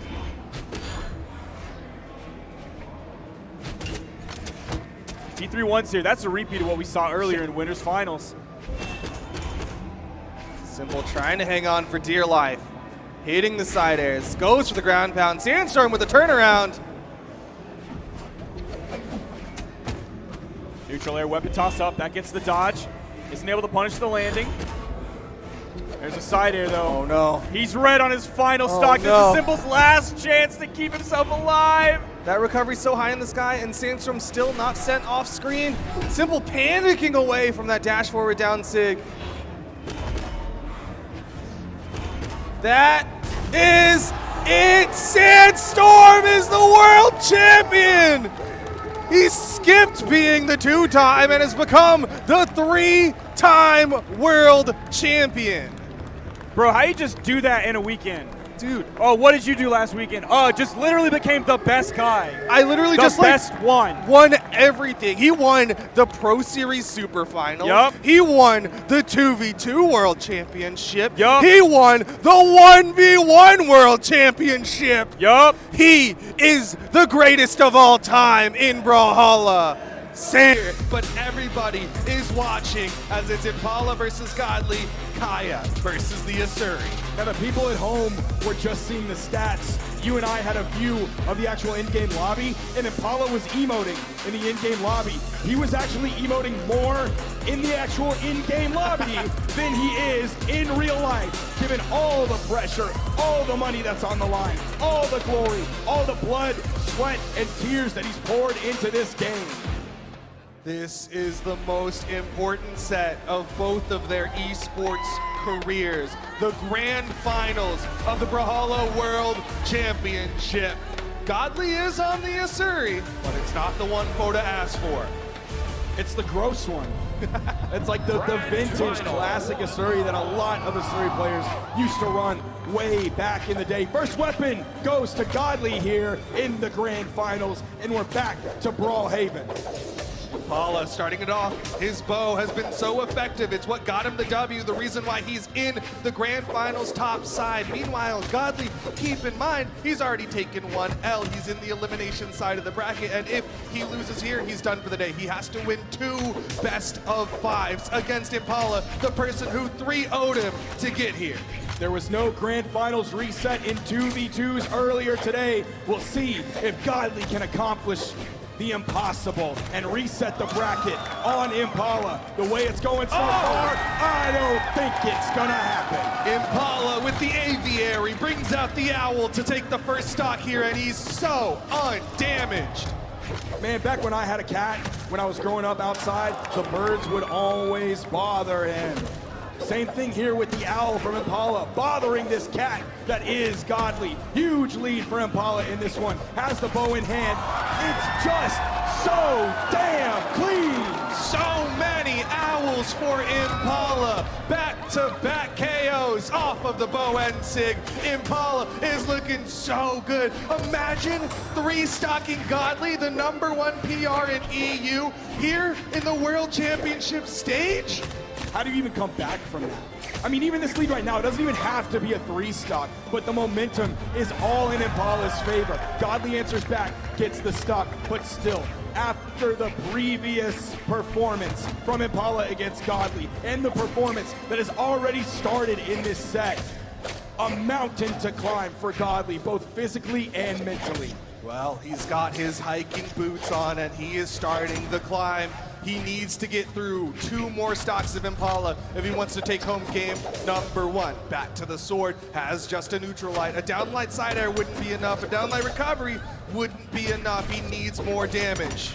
Gonna get interrupted there with the nice neutral light from Impala. The harpoon toss comes out, weapon squad coming in, picks up the bow. He's already grabbed 2 stocks with the bow, the D-light side air.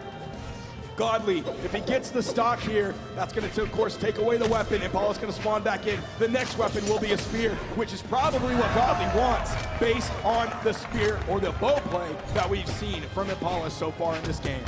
Well, Godly's going to be sticking with those guitars for now on the fresh stock of Impala, and Impala just swinging, throwing out the fist, the unarmed neutral lights, the down sig comes out, and Godly with the punish. Impala tries to go for the wake up ground pound, and Godly catches him with a down air. The weapon toss gets thrown. Godly is finding the gaps in Impala's armor. He's in control of the pacing of the game, at least right at this moment. He was also in control of the weapons. Impala has the bow in hand. Godly adding up the damage, the neutral air. Not sure if one more of those would do it, even on this map. That one did send off screen, but it might be the recovery that he's looking for, and there it is. Impala closes out game number 1, stoic as always. Godly may be a god, but what's a god to a non-believer? And of course, we have been seeing zero disbelief coming out from Impala.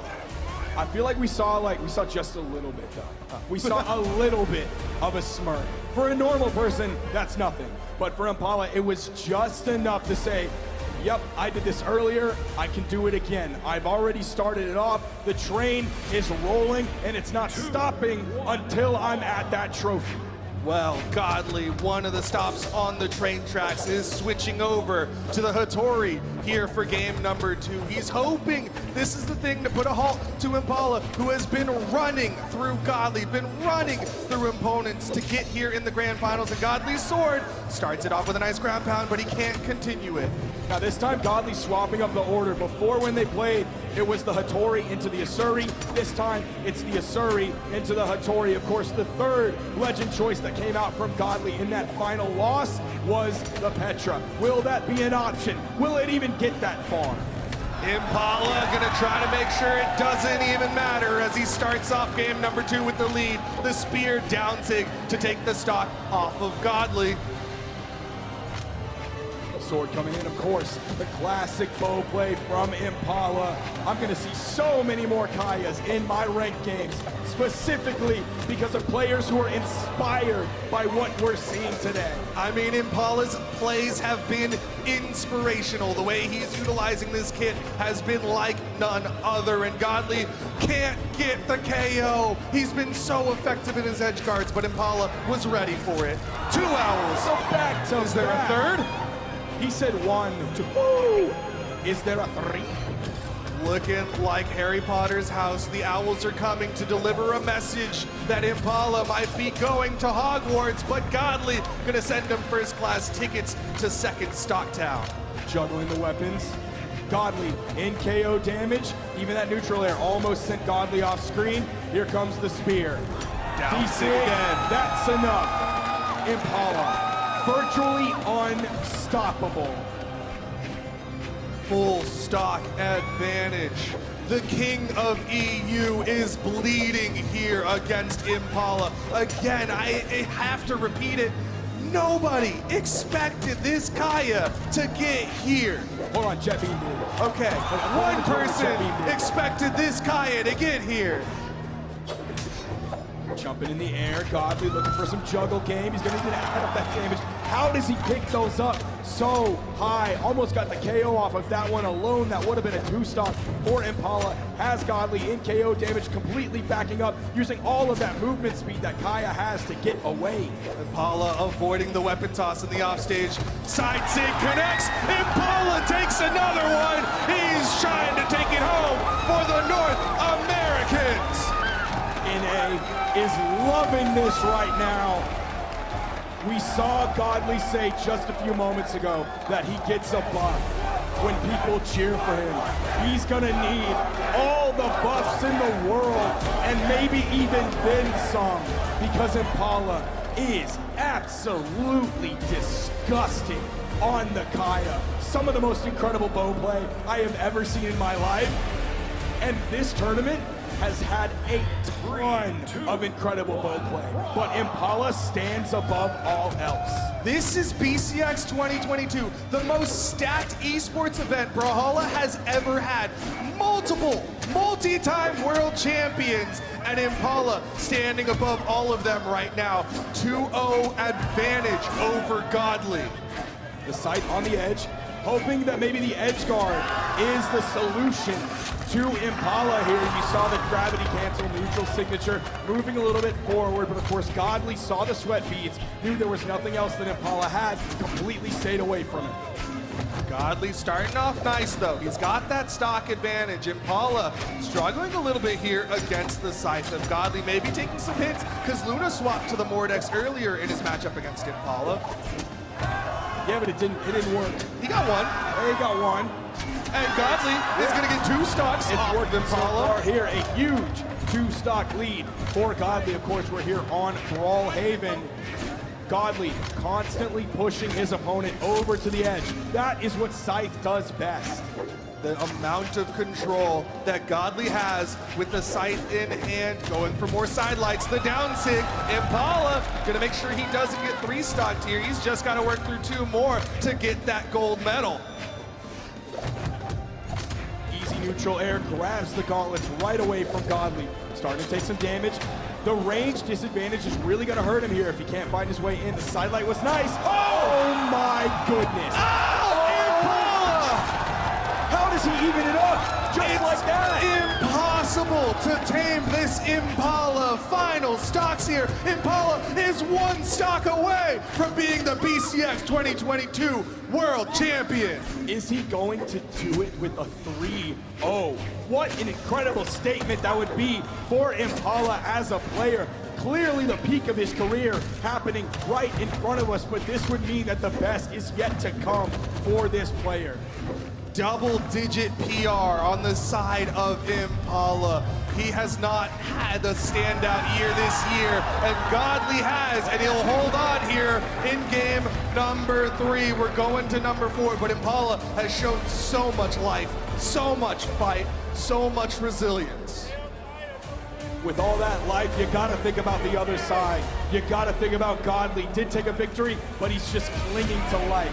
All the hopes of EU just barely clinging to life here. Yet again, stoicism, control, the real Sigma grind set here coming from Impala. He's got money on his mind, money in his eyes, because he knows the prize pool here is life changing. He's going to change up the skin game at least here for game number 4. Godly sticking with the Mordex. We're going to Apocalypse, going to have that soft platform here. Godly opening it up big again. Dare connects. Godly goes for the offstage. Impala gets back up. He is safe with that main stage underneath him. Juggling coming out. Neutral airs goes for the recovery as well. Picks up the 3-piece, has Godly already in the orange. Actually at the damage lead, definitely now. The Owls have been so effective for Impala. He's hit 5 out of the 6 Owls he's thrown out against Godly here in the Grand Finals. He hits the Sair. Godly still gets the wall touch. D-Light recovery, true option.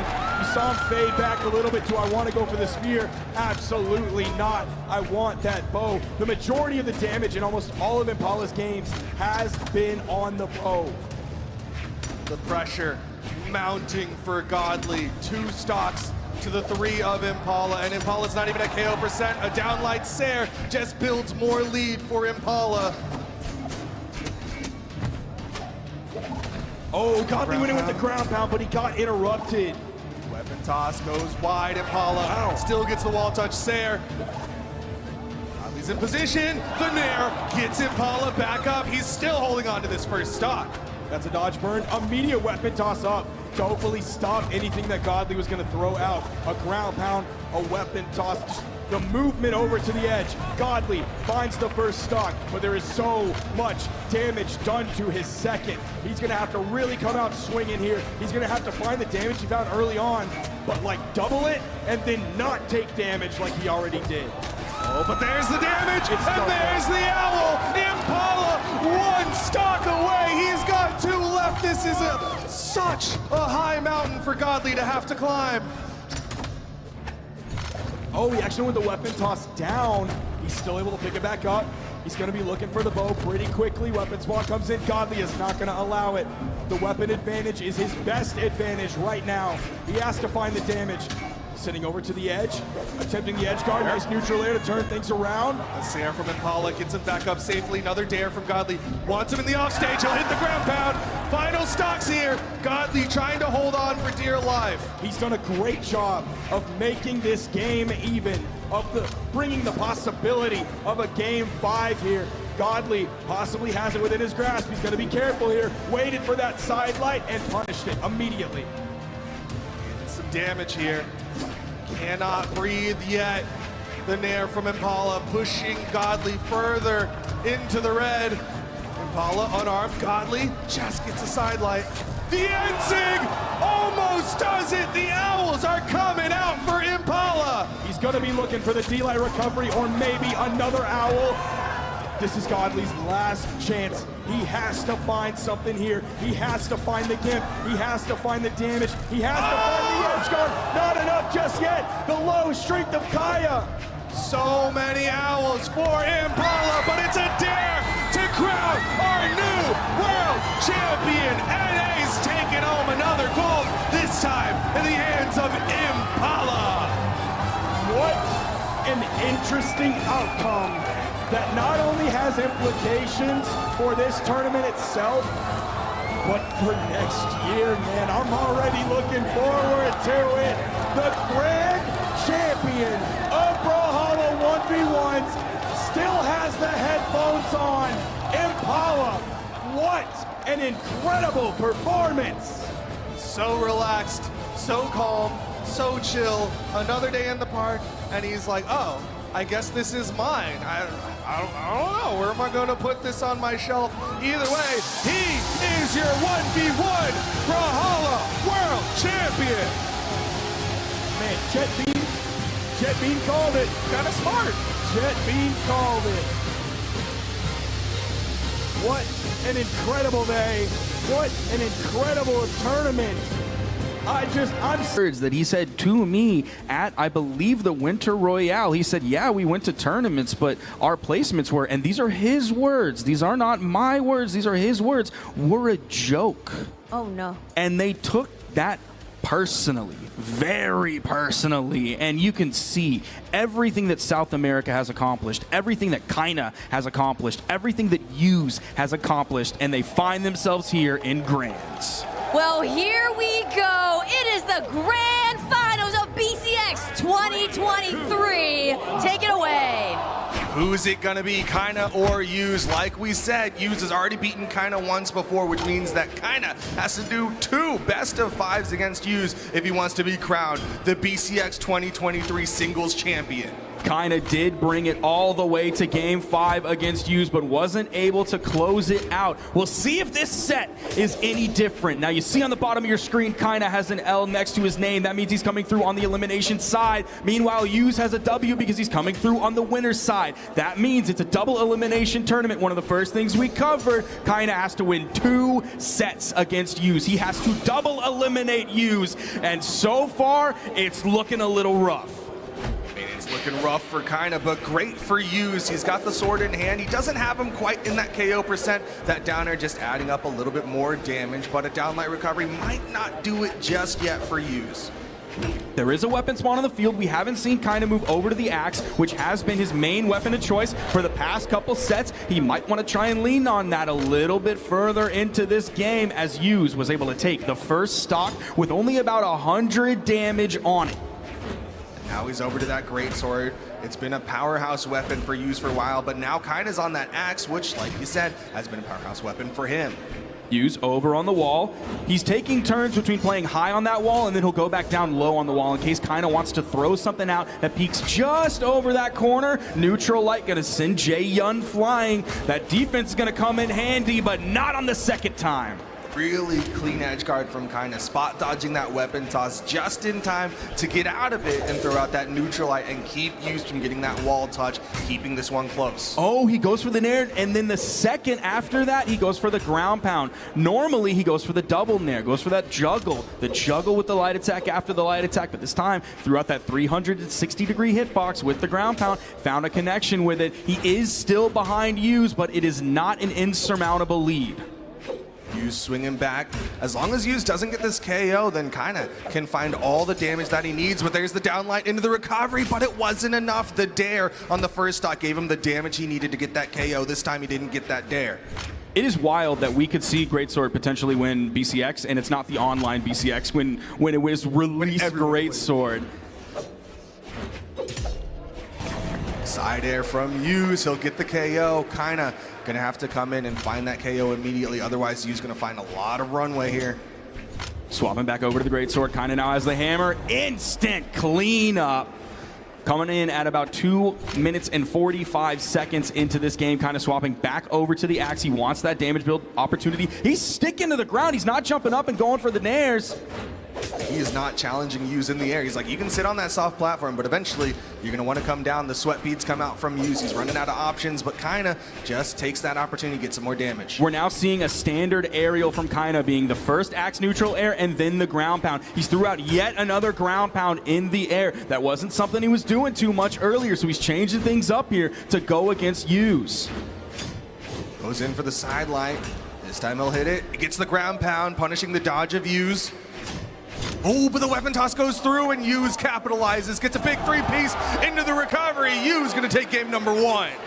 Used is 2 victories away from going home with the gold medal. His runway for takeoff is so much shorter than Kyna's at this moment, and he's ready to take off. Like the Vector he used to play, he's a jet plane and he's ready to launch. He's got all the jet fuel he needs to fly, and he is flying high right now. As we get into game number 2, Kyna and Used can kind of find any response, because right now Used has just been running wild. Kyna starting off with the hammer, Used is starting off with the sword. Back-to-back neutral lights coming out. Goes for the big move with the ground pound over the stage. Stays there for just a second. Great dodge to get through the downlight in Kyna's corner guard. Again, Kyna very much staying on the ground, trying to control that ground as much as he can, waiting for the landing to come in. That time there was a falling side air that made a connection with Kyna. There's the stomp side air from Kyna. Stomp side light because he picked it up right on that corner. He knows exactly when to Sair versus side light depending on where he picks up that first D-light. Stomps being thrown out from Kyna. Doesn't hit the side air. Used lands, gets a nice little neutral light. Both of them jockeying for that stage control. Weapon toss to open up, coming out from Used. They're both being so careful with how often they attack. He went for the stomp down air, but ends up dropping it. Neutral light coming out. That's going to forcefully disarm Kyna. There is a weapon spawn on the field. That neutral air is going to give him some room to go and grab it, but Used also grabbed the second one. Neutral light, Used not able to land, and he will have to land on his second stock. Kyna gets the first one. Sticking with the axe. Oh, not enough just yet. Didn't even send off screen. He ended up driving out of that recovery, so it didn't have that final force dump that happens right at the end, but the D-Light recovery is going to make full connection, and the KO goes off the top. Use about 40 to 50 damage behind Kyna, which with the way he's been outputting damage so far in this set is virtually nothing. Ooh, there's a dodge coming out from Kyna, but Used had him in the air, so couldn't do too much more. Opted to swap weapons and get that primed greatsword. Kyna getting stuck in the blender, but he gets out of it. We're seeing some of the greatsword momentum now coming out in this game too. Opening up with that neutral light, but Kyna was behind him. Finds the punish, finds the juggle as well. No ground pound. The follow-up is the side air this time. Sent Used over far to the left side. Now he was sent high and right. The range on that side light from Used. The weapon toss just halting Used. The downlight, Kyna maintains the tiniest of leads. And this is what I was talking about with Kyna finding D-Light KOs. Normally that's a bad thing. Normally that means inefficiency, but you can see he was just outputting damage faster than Yuz was. If you look at the clock, it didn't really take that long for him to find that second stock, and he found the D-Light up on the soft platform, so that was a smart move for the KO there, rather than just like hoping for a read or hoping for a stray hit. But Yuz was able to answer back in quick fashion yet again, and we are even going into this final stock. Kyna needs this game to help interrupt the momentum that Yuz has going into this set. Now, right now, I don't think Kyna can afford to lose this stock. He needs to take this, but Yuz, once again, getting those openers. He's getting the opener into the bridge. Before he was going for the double dares, then he just hit one and waited. He didn't want to throw anything out because he didn't want to take the punish from Yuz. There's the side light. No major damage coming off of that. The side light doesn't quite have the range, but this one does. Finds the two-piece with the neutral light bridge. Swaps over to the hammer. Yuz not able to get that recovery off that down air. Kyna just patrolling the ground while Yuz is floating up. Oh, misses the stomp.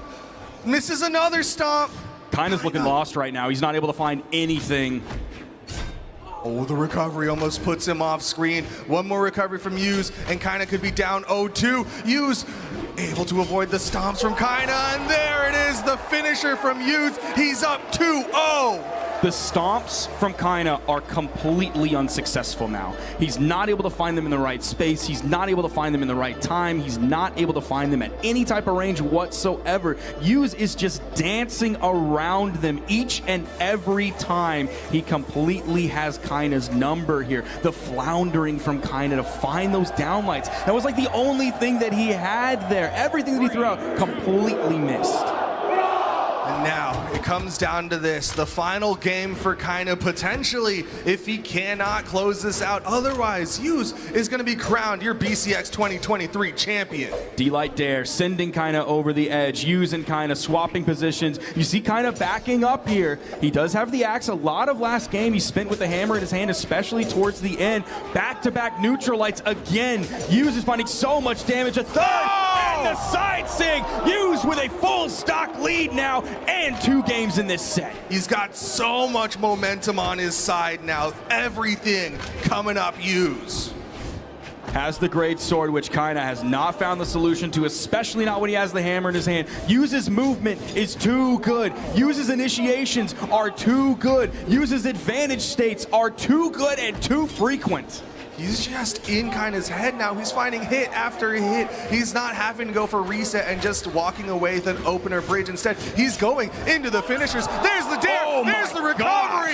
Yuz, is he going to 3-stock Kyna to finish this out? He's about to be staring at a 2-stock lead on Kyna. The weapon toss there is able to pick it back up as well. Finds his downer. Goes for the on-stage ground pound against Kyna and takes virtually no punishment from it. Yuz with the weapon advantage, downlight into the recovery, weapon toss to help him out. 3 stocks to Yuz, 1 stock left for Kyna. Yuz has complete control. He has control of the physical game with his 2-stock lead. He has control of the mental game with the pressure that he's putting onto Kyna. He has control of the weapon game. Now that Kyna has the hammer in his hands, he has control of the crowd as it is chanting, Yuz, Yuz, Yuz, Yuz. We know who the crowd here at Cobb Galleria wants to win. We know who's close to winning as he's got Kyna in the open air, but Kyna gets back safely. Can he deny the 3-stock at the very least here? We need to see that axe gameplay coming out. He has to find a miracle here. Oh, these second hits, these bridges coming out from Yuz have not found a connection yet, but the damage is still adding up nonetheless.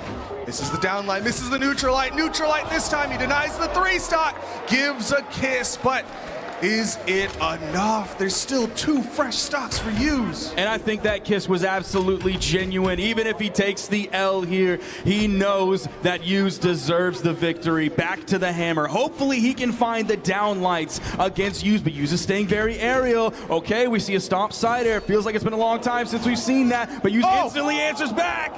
And hit with the bridge, and there's the dare. Yuz is your BCX 2023 champion.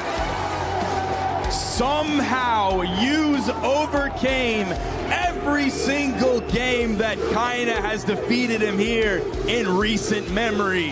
He overcame every single player that went up against him in this bracket. Hughes is your BCX 1v1 champion. He deserves so much accolade. Not only did he break the curse of NA winning all the 1v1s in the LAN environments, but now he's broken the curse of NA winning all the 1v1s in the World Championships. NA has got to step up their game, but right now South America is on top because Hughes is your champion. And Hughes came back. He started off the year so strong, and again, we're always relatively speaking for the context of this. Spring Royale 2023 first place, DreamHack Dallas first place, DreamHack Valencia 13th from Hughes, and then 4th in the Summer Championship, didn't podium, 4th in the Autumn Championship, didn't podium, but he took that time and he learned and he grinded and he brought the J-Yun all the way to BCX. We have a great sword that won BCX. Great Sword won BCX, South America won BCX, Hughes won BCX. Give it up for your BCX 2023 1v1 champion. He deserves to lift up that trophy. I've heard it's heavy. It is. It's gotta be. It's huge. Congratulations to Hughes. An incredible effort that he brought to BCX. More than a year in the making. So much time and effort put out from Hughes, grinding ranked, grinding competitions, going to lands that we didn't have in the past, putting everything on the line and showing what it means to be a true champion. He is once again the champion, and he absolutely deserves it.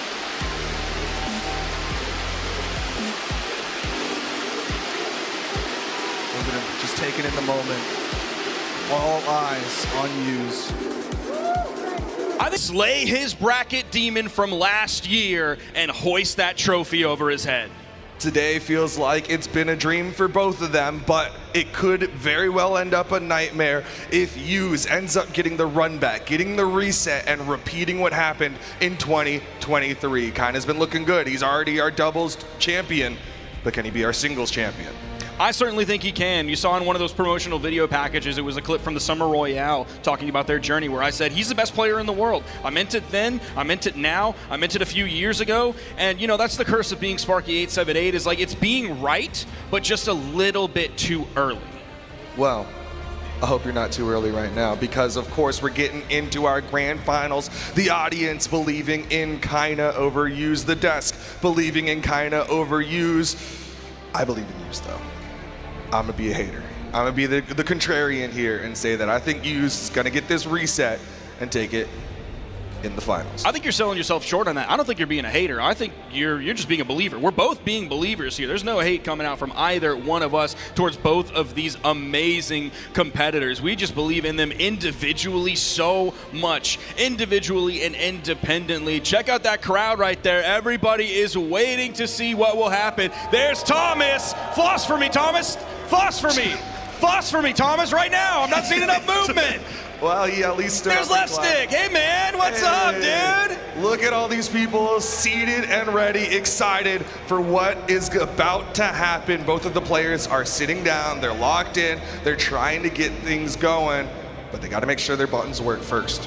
Yeah, these moments are some of the most tense, or at least the most tense so far for this tournament from these two players, because they know it's about to start. You can see the loading screen happening right now. We're getting into it right now. Make some noise, because it's the grand finals of BCX 2024. We're getting the run back. We're getting the repeat. Kyna versus Hughes. Kyna just knocked down Hughes into the elimination side of the bracket, and Hughes crawling his way back up. Will Kyna do it again as we get this started? Kyna with the hammer, Use with the sword. As the set went on and on, Kyna found more and more ways to punish the great sword from Use and also not get caught by the punishes of the D-Light recovery coming out from Use. This game's going to start with a little bit of juggle opportunity here. Some solid damage coming out from Use. Kyna seems like he needs a moment to catch his breath. He's been on the back foot. The footsie games have been going in favor of Use. Yeah, not sure how cold Kyna got while waiting for that last set, because Use staying hot, gets the end sig, nice. And that's going to KO here on Apocalypse. Like the only insig that we saw last game was that when he did all the way on the right side to recover. so that he could like move up in the air so he could get back and recover to the main stage. But no, we're seeing it on the stage this time. It's for a KO, and he's keeping the pressure onto Kyna, who now picks up the axe. And now he's got that axe in hand. He was able to put out a lot of damage with this axe in that previous set. And you can see Use really respecting it, not wanting to over-aggress because he knows the threat that Kyna is with an axe in his hands. We're seeing a very aerial Use so far, now kind of swapping over to the hammer. He even throws it way high over Use's head. The next weapon spawn coming in, it's going to be the axe. I wonder if he wants a aerial Use, but to play the hammer against him so he can find those neutral airs, but maybe not. Maybe he wants to play that axe so he doesn't have to worry about finding the stomp on an aerial player. Or are we going to see a 2-stock lead here in game one? Kyna with the dodge down, got away from the bridge there. Use gonna eat that neutral light. The neutral air not gonna be a KO tool. Use getting some good damage. He's got the sword. Can he get the KO? Gravity cancel neutral light. Not enough. Even on the 9-strength Taros, that neutral light was not enough to KO. He was hoping for another one, maybe to interrupt the attempt to jump side air from Use. There's the stray side air that he needs for the KO, but he is so far behind at this point. He's in KO damage. Look how far that sent him. It even disarmed him, so he's at weapon disadvantage. The unarmed, not quite enough, but it gave Use plenty of room. A neutral air, not enough to KO either, but a recovery will do it at this point. Simple and safe options coming out from Use, just throwing out the quick and dirties. Eventually they'll KO if he gets enough neutral airs. Wasn't able to pick up the sword in time. Kyna with the axe. The neutral light will do it. Use with a full stock. He's onto his greatsword. Kyna denied the weapon spawn. It's right behind Use, and Kyna able to sneak it out. He's got the hammer again, but the stomp gonna whiff. Again, those side lights over the corner kind of has the option to dip down over onto that wall, so you never see Use really pressing those so hard, even when he hits the first side light. It's usually into a backdash in case Kyna wants to recover back up, or he goes to the wall and we just reset. Oh, good spot touch there, but he knew Kyna had the dodge. He saw Kyna dodge away, but the juggles come out. Oh, weapon toss, down light side air. Kyna running out of options there. He's been floating. Gravity cancel neutral light denies the wall touch. No, Kyna's able to get back. He's sent over far to the right side. He knows that stock was over and done. That's something that's like really uniquely Kyna. He does it definitely in 2v2s so that he can respawn more quickly, so that he can help his teammate out, or if there's like a weapon spawn imminently about to come in, he doesn't miss it while the other team strips the field, having the man advantage. But he also does it in 1v1s because he knows the stock is already done. He wants to GG and go next, whether that's next stock, next game. And I do want to remind everybody out there the order of games that it went in the previous set they played earlier today. Game 1 also went to Use there, but of course we know ultimately Kyna was victorious in the set. We're going to Terminus! A tri-plat map, a rarely seen map, but clearly there's a strat here. Kyna with the axe in hand, it can do really well on these tri-plat maps, but Use obviously has a counterplay. Now we saw specifically in Kyna versus Use, it seemed like Kyna wanted to use soft platforms a little bit more. We saw some extensions from Use in the previous set against Maltimum, but overall Kyna seems to like the soft platforms at least a little bit more. Oh, good jump over the neutral light, down light, side air, back to the classic. Now there's 2 routes Kyna can go when he ends up picking the right one against Use. GC in light coming out, immediately goes over that soft platform because Use wants to land on it. He can act as an opposing force. There's the stomp side air, Kyna with a nice lead here. Is he going to be able to finish it up? It's just a stomp over the corner. The fade away, fade back side air, catching the high recovery just in case. Again, Use wants to go over to that soft platform. It's bait. It seems like it's a moment of respite. It seems like a save point in a Resident Evil game, but it's not. It's a trap. Use unfortunately falling for that trap, but he's still got some great damage built up onto Kyna. Side air not gonna hit. Okay, that's a burn dodge with that gravity cancel neutral light whiffing. Again whiffing, Use not able to get the KO tool though. Side air. No weapon toss here from Hughes. I thought we might see it, given that there's a weapon spawn on the left side of the stage. Kyna's gonna be disarmed. Great side air from Hughes as he started that off of the soft platform on the right side. Has just a little bit of a damage deficit here. It's only about 50. He has Kyna at the weapon disadvantage. Chasing after that one, even with the recovery, fading that one. Oh man, kind of doing a really good job of not dodging every single time. You can see Hughes is expecting it. He's going for resets and kind of just falls back down just like that. He's been able to get away from a lot of these things coming out from Hughes. Lands down, hits a neutral light. Remains grounded right after that. Just kind of dashing for, oh my gosh, Hughes gets the KO with that. I'm a little bit surprised that KO'd, but Hughes was ready for it. Again, those neutral finishers, he's using those so well to end stocks, even though they send it that 45-degree angle. He's got such great reactions. The second he knows that dodge is gone, he goes for the unjumpable options there, goes for that down bridge into the neutral finisher. There's that dodge down light to open up on Kyna. He's getting so much damage on Kyna's last stock here. Yeah, this is looking really scary. Kyna gonna swap over to the hammer now. Full stock lead coming up for Hughes, and he's already up a game. There's the stomp into the side air. Hughes kind of going high, but also maintaining that fast fall potential to go back low over the main stage. Nice punish on the side sig, but he doesn't fight too much after. They're trading blows back and forth, but Hughes is ahead, so it's favoring in. The double recovery for the KO off the top. Are we going to see a reset this quickly? Or are we going to see the reset this easily? I mean, Hughes knows what's on the line. The sooner he gets this reset, the sooner he takes down Kyna. Pressure's on. Pressure is mounting for Kyna right now. Pressure's also mounting for Hughes, because even if he gets this 3-0 victory, even if he gets the reset, he still has to win 3 more games. And how many times have we seen a reasonably easy reset and then all of a sudden they hit a brick wall, momentum completely shut down? We're going back to Terminus. Game number 3 here. Kyna, can he stop the momentum that Hughes is building for himself? Recovery is from Hughes, trying to cover that soft platform. Good movement from Hughes, getting away from Kyna there. I'm still just like waiting to see what Kyna was cooking with this, because now, oh my gosh, Hughes is just shutting him down here. Kyna trying to play the footsie game, and Hughes just keeps swinging on him. That's that Gordon Ramsay saying, shut down this kitchen, because right now Kyna cannot cook against Hughes. There's a good dodge to avoid the follow-up from Hughes. Maybe he can start relying on that just a little bit if the side light comes out from Hughes, dodge the follow-up, and then go for the stomp. Okay, again, these strings coming out from Hughes. Does he get the free edge guard? Yep, there is the down air for the KO. Hughes, I mean, he's looking all but impenetrable here. Like, he looks so good against Kyna. Like, Kyna has nothing here against Hughes. What can he possibly do? He can't find a single way in. What a far departure from what happened in the winner's final just moments ago. Now Hughes looking so incredibly strong. Spacing out Kyna. There's the whiff neutral light, but since it's a neutral light, generally a little bit safer, Hughes not gonna go for the punish. He's hoping he can find these juggles, whether they're vertical. Okay, from the middle of the stage. TK said it earlier. It doesn't matter what patch we're on. Taros is always Taros. Even though he hit that from the middle of the stage, of course, he's rocking that 9 string, and he gets the KO with it. That's why we've seen it go for a handful of times earlier, even though in the beginning it wasn't really working, because when he needs it, it's still worth. Man hits hard, but so does Hughes. Downlight recovery. Here comes Kyna. Side light into the downlight. Kyna's going to need to continue this pressure so he can shift some of the momentum in his favor. He's still technically behind here. It's not by much, especially if he continues to add these up. These grounded dares, these aerial dares, this neutral light, sending over. You see him immediately jumping fastball over. He's hopping. He's trying to get over there quickly. Now back to the middle of the stage, back to footsies. Good jump there from Hughes, avoiding the gravity cancel neutral light. Goes for the down light. Kyna trying to punish him with a ground pound. Now Kyna is unarmed against Hughes, but he's not able to get that gravity cancel down light. We were seeing the exclamation points come out from actually both of them at that moment. There's the D-light into the side air. You see Hughes moving over to the wall. Does he attempt the edge guard? He's backing up just a little bit.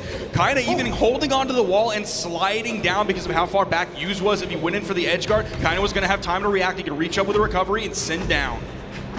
Both of them in the red. Second stocks here. Who's going to get the hit? Oh! Not able to get a finisher, though. Kyna, he's got the stage control.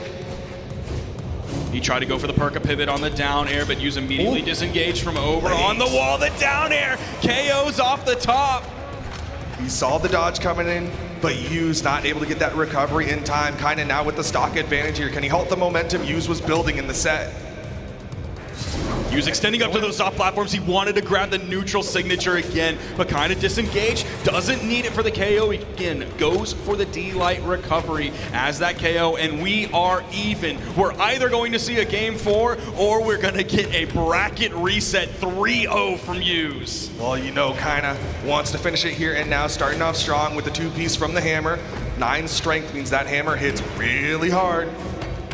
There's the neutral light, sending Use over. Again, that jump out into the dodge back once Kyna sees there's really no opening there over from Use. No dodge has been burned. The extension of the string, dodging through. The side air helping Kyna land back down onto the stage. Use giving him a lot of room. He knows he's got a further reach with this greatsword. Trying to bait something out, but Kyna's the one who gets the bait, gets the stop side air. Unless he has to swap off, it seems like Kyna wants to finish this one off with hammer. The GCD light ultimately getting the closer there, spinning around.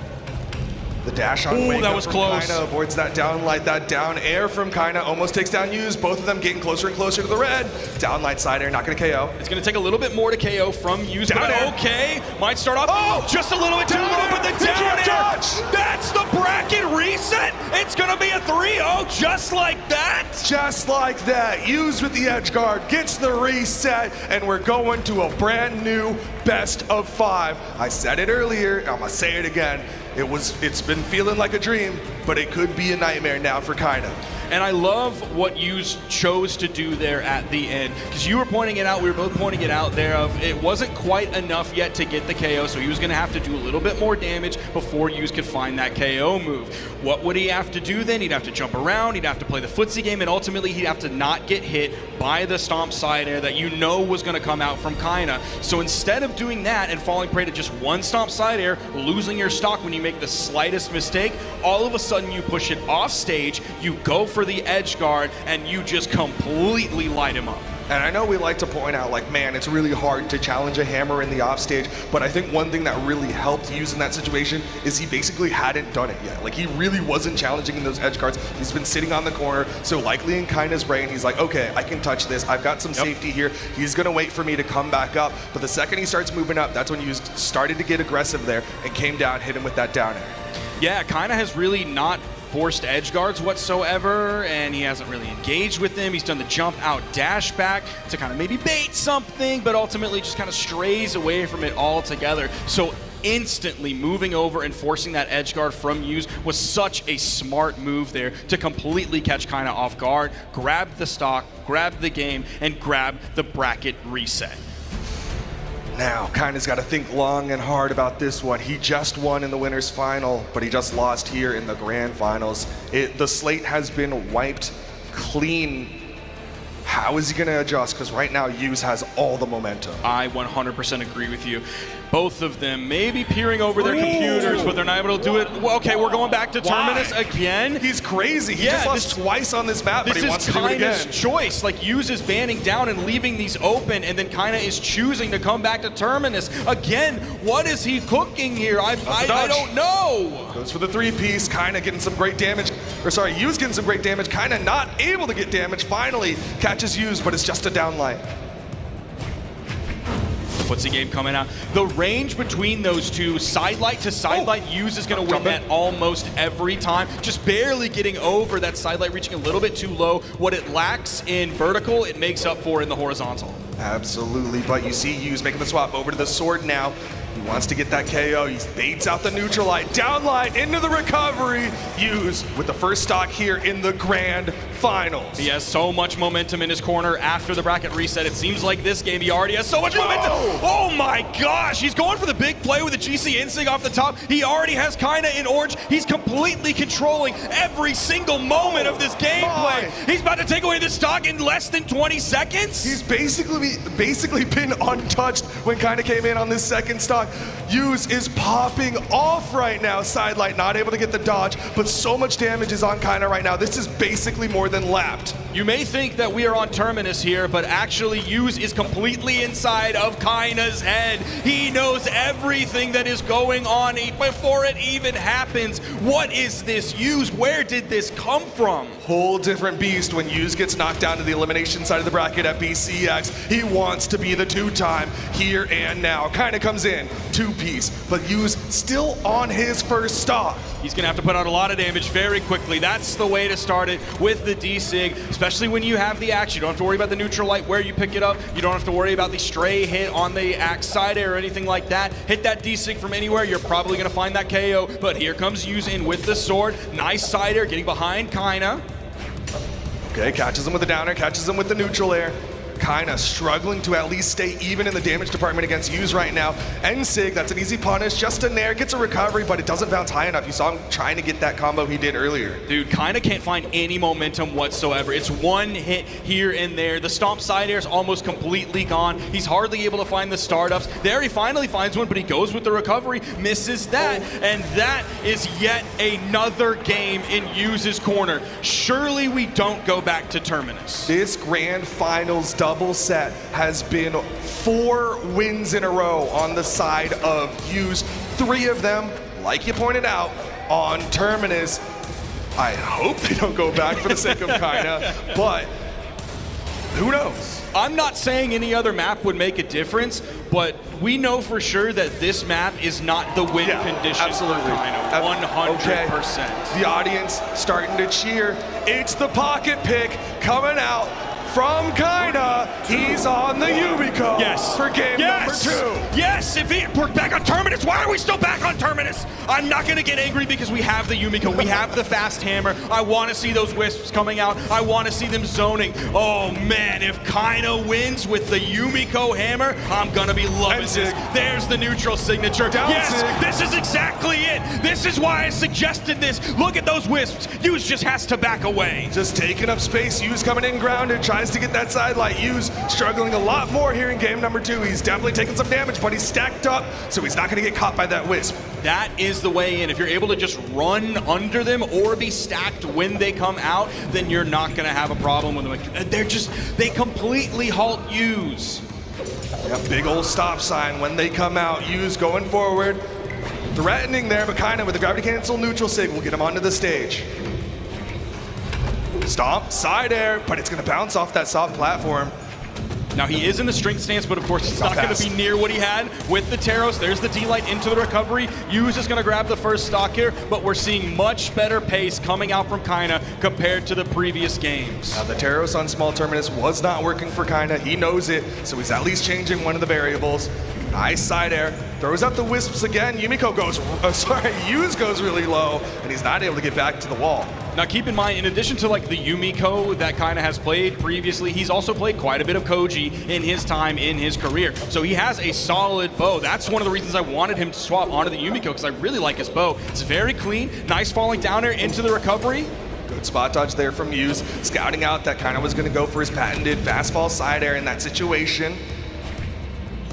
Dash dancing, Kyna, he's behind, he's trying to bait Yuz to come in, but catches him with that down light into the down air, gets past the wisps. He also has solid movement speed here with the Yumiko pick, so the footsie game is going to give him a little bit more freedom. He can be a little more jazz-like. Was real close to that one. Yuz trying not to get caught by the fire here. Hits him with a weapon toss, but it's been a hot minute since Yuz gotten some damage in. Now he gets it with the down light recovery. Kyna almost evening up this game. Now it is even between those two. You know he's going to be setting up for the D-Light into the side air. Will it come on the back of a set of wisps? He's going to be looking for that weapon spawn, trying to get in. The dodge is burned. Yuz immediately throws the weapon away so that he can completely strip the field and keep Kyna weapon starved. Oh, Yuz going off stage with that down air. Oh, he backed away from that so fast. You instantly saw the fast fall. Great side air and the weapon toss. Here come the sweat bees, but he's able to get back. And the two-piece, Yuz maintains his lead. Still, he's deep red. This is more doable than Kyna's looked in the past couple of games. Weapons being denied right now. Kyna with the unarmed recovery, not gonna do it. Man, he even caught that side light. The top side of it, even had enough range. Okay, there's a two-piece. Not able to follow up off of that. You saw the angle after the bounce. Hoping Yuz was going to go high, but missing the neutral air. Maintaining that center stage control, planting himself right in the middle. Yuz doing such a good job. Weapon tosses work so well against Yumiko because they stop those wisps. It's starting to slip away. No. Downlight recovery. Yuz is up 2-0. He's going to do it, man. More game. And Yuz has done it. I'm worried that we're going to see the swap back over to the Taros. We did happen to catch in the camera that they already went into stage banning while Kyna was on the Yumiko. I think this is the right choice because the Taros was not working. We gave it so many tries and now he's sticking with the Yumiko. This is the thing he needs to do. Give it a little bit more time because everything else hasn't worked so far. Oh, we're going to maybe. Why does he? Okay, I see it a little bit more with the Yumiko. Okay. A little bit more with the Yumiko. But again, he's continued to lose on these maps. Game number 3 here. Yuz has won 5 games in a row against Kyna. Right now, Yuz 1 game away from being the 2-time world champion. Downlight side air, putting the threat onto Kyna. Again, back right in the middle, planting himself in the middle of that stage, in the middle of all those soft platforms. Now over to the wall. Yuz, is he going to start this one with a massive lead? Almost got that arcing weapon toss. If the soft platform wasn't there, it would have gone over the corner. Doesn't matter, doesn't need it. Gets the KO off the top. Huge lead, only 50 damage on this stock. Kyna, he's starting to fall apart here. Yuz is just getting better and better, and he was already in the lead. Like you said, Yuz just getting better and better. Gets underneath those wisps. Kyna yet to find much damage here onto Yuz. Oh, That's he got why. the ledge cancel, but he doesn't get extra. It takes 5 games to get to that point. Maybe the triplats are not the move. Stomp, recovery, stomp, down air, DIs to the left, so he will survive. Okay, never mind. Triplats the move. Triplats the move. How often can he use that move, though? The Wisp's not able to be followed up. Yuz still with the stock advantage here. The stomp not gonna hit. Those wisps went from being like a seemingly impenetrable wall for Yuz that he backed up from to now he's just able to run in right under and continue to put pressure out. The threat here, Kyna unarmed, gets underneath the N-Sig. The recovery not gonna do it for him, though. Full stock down here, already down 0-2 in this set as well. The grounded wisps, Yuz instantly goes over them, gets the interruption with the weapon toss so he doesn't fall into him. Good dash jump there from Kyna. He's getting around Yuz. Yuz, though, again, he's got such a lead built, just dashes away from the side stick from Kyna. Dude, Kyna has no way in. He can't find any initiation whatsoever. Chasing into the air with the recovery. The spot dodges, dual spot dodges coming out from both of them at the same time. Now back over to the hammer. There's the D-Light recovery. He's gonna have to pick up another weapon. He's gonna get nothing off that hammer. It's Yuz with a 2-stock lead here, already having a 2-game lead. If he 6-0s Kyna, he's gonna shut down all the non-believers. You can hear the audience here. Yuz is 1 stock away from being crowned our BCX 2024 champion. He's done it before. Can he do it again? Right now, Kyna with the bow. He needs to find the right hit. He's not getting it. The side air is still not going to do it. Wisp there catching like the medium-high recovery. He goes for the D-Light into the neutral air and doesn't get the neutral air out in time before the dodge comes out. That neutral air is going to KO. We talked about needing to play flawless Brawlhalla just a few moments ago, and this time it's going to have to be Kyna. Kyna's got to play the game of his life right now because he is down 2 games. He's on his tournament stock potentially. Side light to start it off was reading with the N-Sig, but Yuz stayed close. We haven't seen too much hammer side stick, or really any hammer side stick whatsoever. What? Okay. Goes for the second reset there. He got the stomp on the ledge cancel, and then he went in an extra one, hoping that Yuz was gonna dodge there, but didn't get the hit. Yuz gets in, downlight recovery, kind of running out of health here. Oh, the neutral air, the backside of it's not making connections with Yuz like Kyna can almost find all the time. Yuz's movement is too good. He's up on that soft platform. Okay, Kyna can't find anything after that recovery. No side air, no KO options. Does get the side light, but Yuz still in the orange. There's the GC side sing. It's instantly punished from Yuz, and he is your 2-time back-to-back 2023-2024 Brawlhalla 1v1 World Champion. He got knocked down to the elimination side, and so many people were like, Kyna's gonna take it, but Yuz shutting them all down. 6 games in a row to be crowned your BCX champion. He did it with Great Sword last year. He knew he couldn't just rely on that weapon this year, the way everyone has played against so much more great swords, and they have so much more experience against it. So he leveled up his sword, stuck with the Jae-Yun, went to the lab, and now he's hoisting that trophy over his head, the undisputed 1v1 world champion. He is so proud of himself right now. You saw him take a moment, needed to kneel down and really take in this moment, because this is not the first time he's felt this glitter, but this one feels a little bit different. Incredible work coming out from Young Yuz here. Yet another trophy for not only the South Americans, not only the Brazilians, but Yuz himself. You can see him nodding to himself. This has been a reaffirmation. So many people came into this looking at Kyna as the South American PR #1, but Yuz has proven it all wrong. He has proven himself here and now, 2-time BCX champion. I think BMG